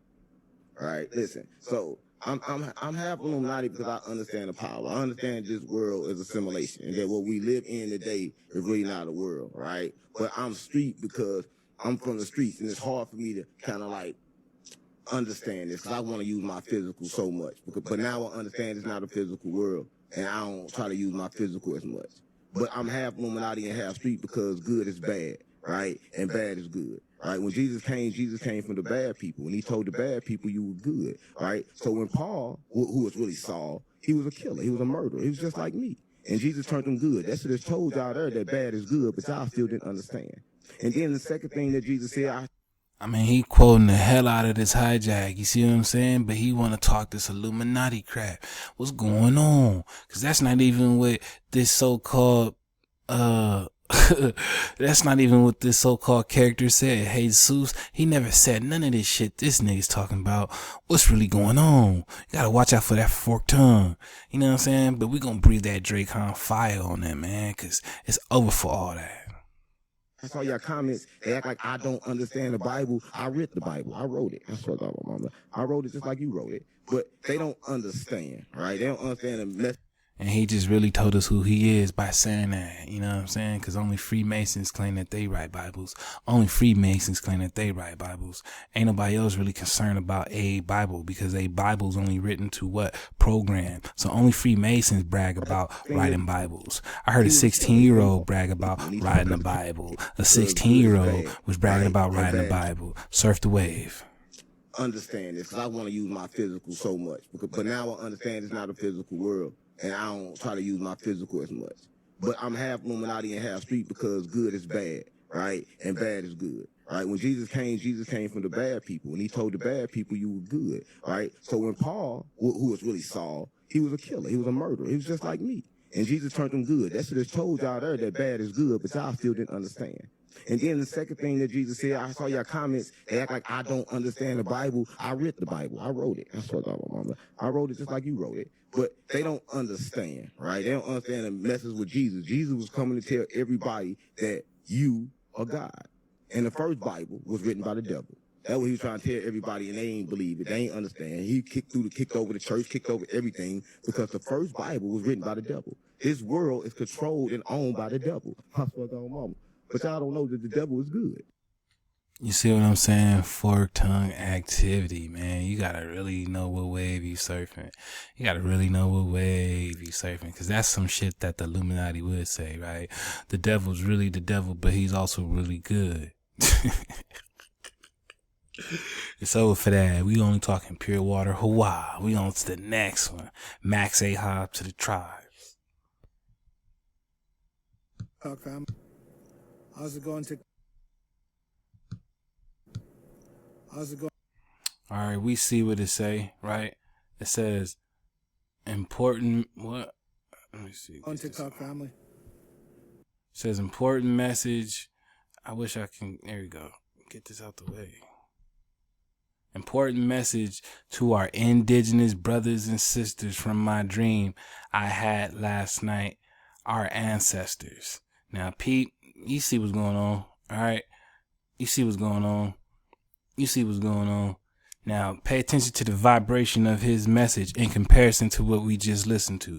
Pay attention to the vibration of his message in comparison to what we just listened to. And this is what I mean. And this is not about the skin folk. It's always about the kin folk. Now, only the kin folk is going to pick up on this message. The skin folk is about to lose their mind. Only the kin folk is about to pick up on this message. The skin folk is about to lose their mind. Shalom to the real ones. We surfing the wave. I gotta tell you guys about this really crazy dream that I had last night. I just thought I'd share it with you guys. I still can't believe like what I saw in this dream. Kind of scares me at the same time. I'll tell you guys about it. So I end up going on top of this hill. It was like a valley, and there was this hill. There's like a hill there. So I was walking to this hill, and I see these 4 elderly indigenous men. They're sitting in a circle, and they have rocks around them, and they're sitting in this circle, and they're speaking. And they're dressed like from a long time ago, you know, like buckskin, like buckskin stuff on, like chiefs. Oh, hijack. My bad, y'all. How's it going, TikTok family? Guys about it. So, and my fault. Let me get it back. Here we go.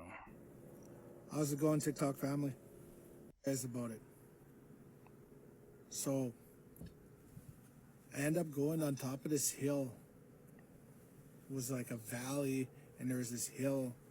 There's like a hill there. So I was walking to this hill, and I see these 4 elderly Indigenous men. They're sitting in a circle, and they have rocks around them, and they're sitting in this circle, and they're speaking, and they're dressed like from a long time ago, you know, like buckskin, like buckskin stuff on, like chiefs, but like dressed from a long time ago, like they weren't in this time, you know what I mean? Like, but in this dream, one of the first elders looks at me, and he tells me to come closer into that circle. He tells me, and they're speaking in their own language, but I can understand them. But he tells me to sit down. He needs to tell me some important stuff to tell our Indigenous brothers and sisters out there. And I look at him and I'm like, I'm dreaming, right? Am I in a dream? He goes, you're on the other side, he says. But we need to tell you this, he says. It's a warning. We want you to tell all the Indigenous people about that, all our people. He goes, we were alive a long time ago before your time, he tells me. And then he starts bringing up like Custer and starts bringing up these different things, right? Like about like that time. Said that they were around that time. But he said he has something really important to tell me. And he tells me just to sit there and listen. So I'm listening to him. And he tells me like the four of them that are sitting there, he says that they're there. He goes, we're your ancestors. And we're speaking to you from the other side because we need to tell you something, he says. Listen. And he starts speaking. So the first one speaks to me and he tells me that I want you to tell everybody to be ready. He goes, the Munyao, he says. So he says, and I hope this doesn't offend anybody, but what he said was, he says the white man. That's what he says. Now, whose narrative is this? You know what I'm saying? Because these ain't your typical, you know what's going on. The ancestors is trying to give y'all warnings, man. You either surfing the wave or you not. I want you to tell everybody to be ready. He goes, the Munyao, he says. So he says, and I hope this doesn't offend anybody, but what he said was, he says the white man. That's what he says. The Monya sounds like the moon man. The Monya sounds like the moon man. You know what I'm saying? My vibrations tell me moon man. And that automatically signifies some sort of pale, we dodging white, but you know what I'm saying? We talking pale face, white walkers, all that.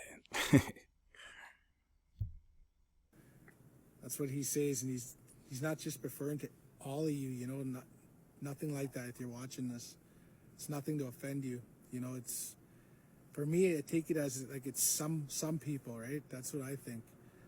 But he starts going on about it, and he starts talking about these RCMP, and he starts talking about the military. He said that they were going to try to wipe out Indigenous people completely. They were going to try to wipe us out completely. So there is no Indigenous people at all. And that scared me. It shook me up. What kind of next level extermination they talking about? What are they prepping him about? What's really going on? Whose ancestors is he talking to? How is he talking to these people? What's happening, man? And why is he feeling so charged up to deliver you the charge? we gonna get the Wata for what it is, but what's really going on in comparison to what the last Naga was talking about? What is he talking about? RCMP, and he starts talking about the military. He said that they were going to try to wipe out indigenous people completely. They were going to try to wipe us out completely, so there is no indigenous people at all. And that scared me. It shook me up. He said that they were going to try to take us out first, because all the stuff that's going on and how we're starting to finally have success in something, he was saying. They don't like that. You see what he's saying? We starting to have success in something. These Nagas finally waking up to who they are. Who did they find? Who finally got their land back over there in Altadena and got hit with what? You see what's going on? As soon as you decide to observe the code, then things want to tweak out, because you offset the paradigm. You offset the paradigm. You're about to take off. No pun intended, but you're about to take off, because it's over for that. It's over for that. You know what I'm saying? It's really over for that. Because all the stuff that's going on and how we're starting to finally have success in something, he was saying. They don't like that. About taking the land back, they don't like that. He goes, they know about it. He goes, you guys, they're gonna take you out. He goes, I want you to tell people that they're already gonna be starting that. That's what he's telling me in this dream. And then the other elder comes up to me, has braids, gray braids, has a feather on his head. And he starts talking to me. And then he said that anybody that has indigenous blood in them, even just a little bit of blood, he told me that if they're Métis, they're still indigenous. He said, you see what's going on? If you have a little bit of indigenous blood, that sounds like the 1-drop rule, right? The 1-drop rule. Keep in mind, all you need is a sprinkle, and that's it. All you need is a sprinkle. But peep what he's really saying. Again, look at what's going on, right? Pay attention to what's going on. Watch how he directs this message to you, Shabata. Watch. Has a feather on his head. And he starts talking to me. And then he said that anybody that has indigenous blood in them, even just a little bit of blood, he told me that if they're Métis, they're still indigenous. He said, they're going to get them too, he said. He goes, they're going to take you here. And he shows me this place. Shows me this, like, you know what a lab looks like? Kind of like a lab. But he shows me this area. And it shows them injecting these Métis with something that just completely, like, you know, like takes them out of the world. They don't exist no more.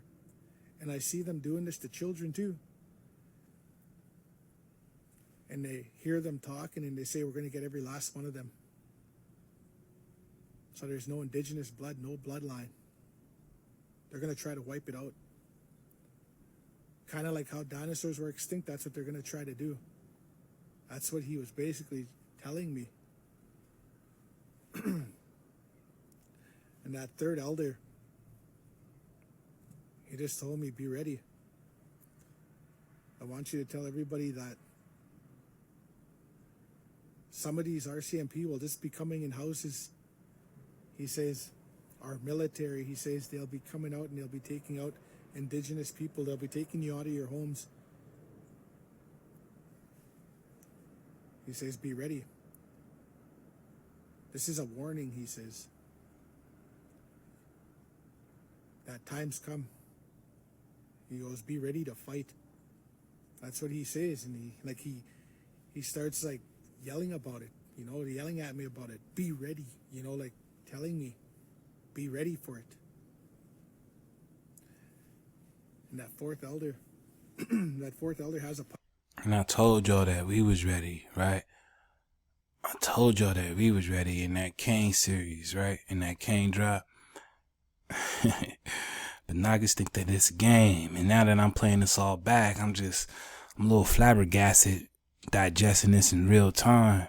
Cause like I said, these drops be ahead of their time. And we just surfing the wave. Pipe has a pipe in his hand. And a smudge bowl in front of them, and then they're smudging everybody, and he ends up smudging me.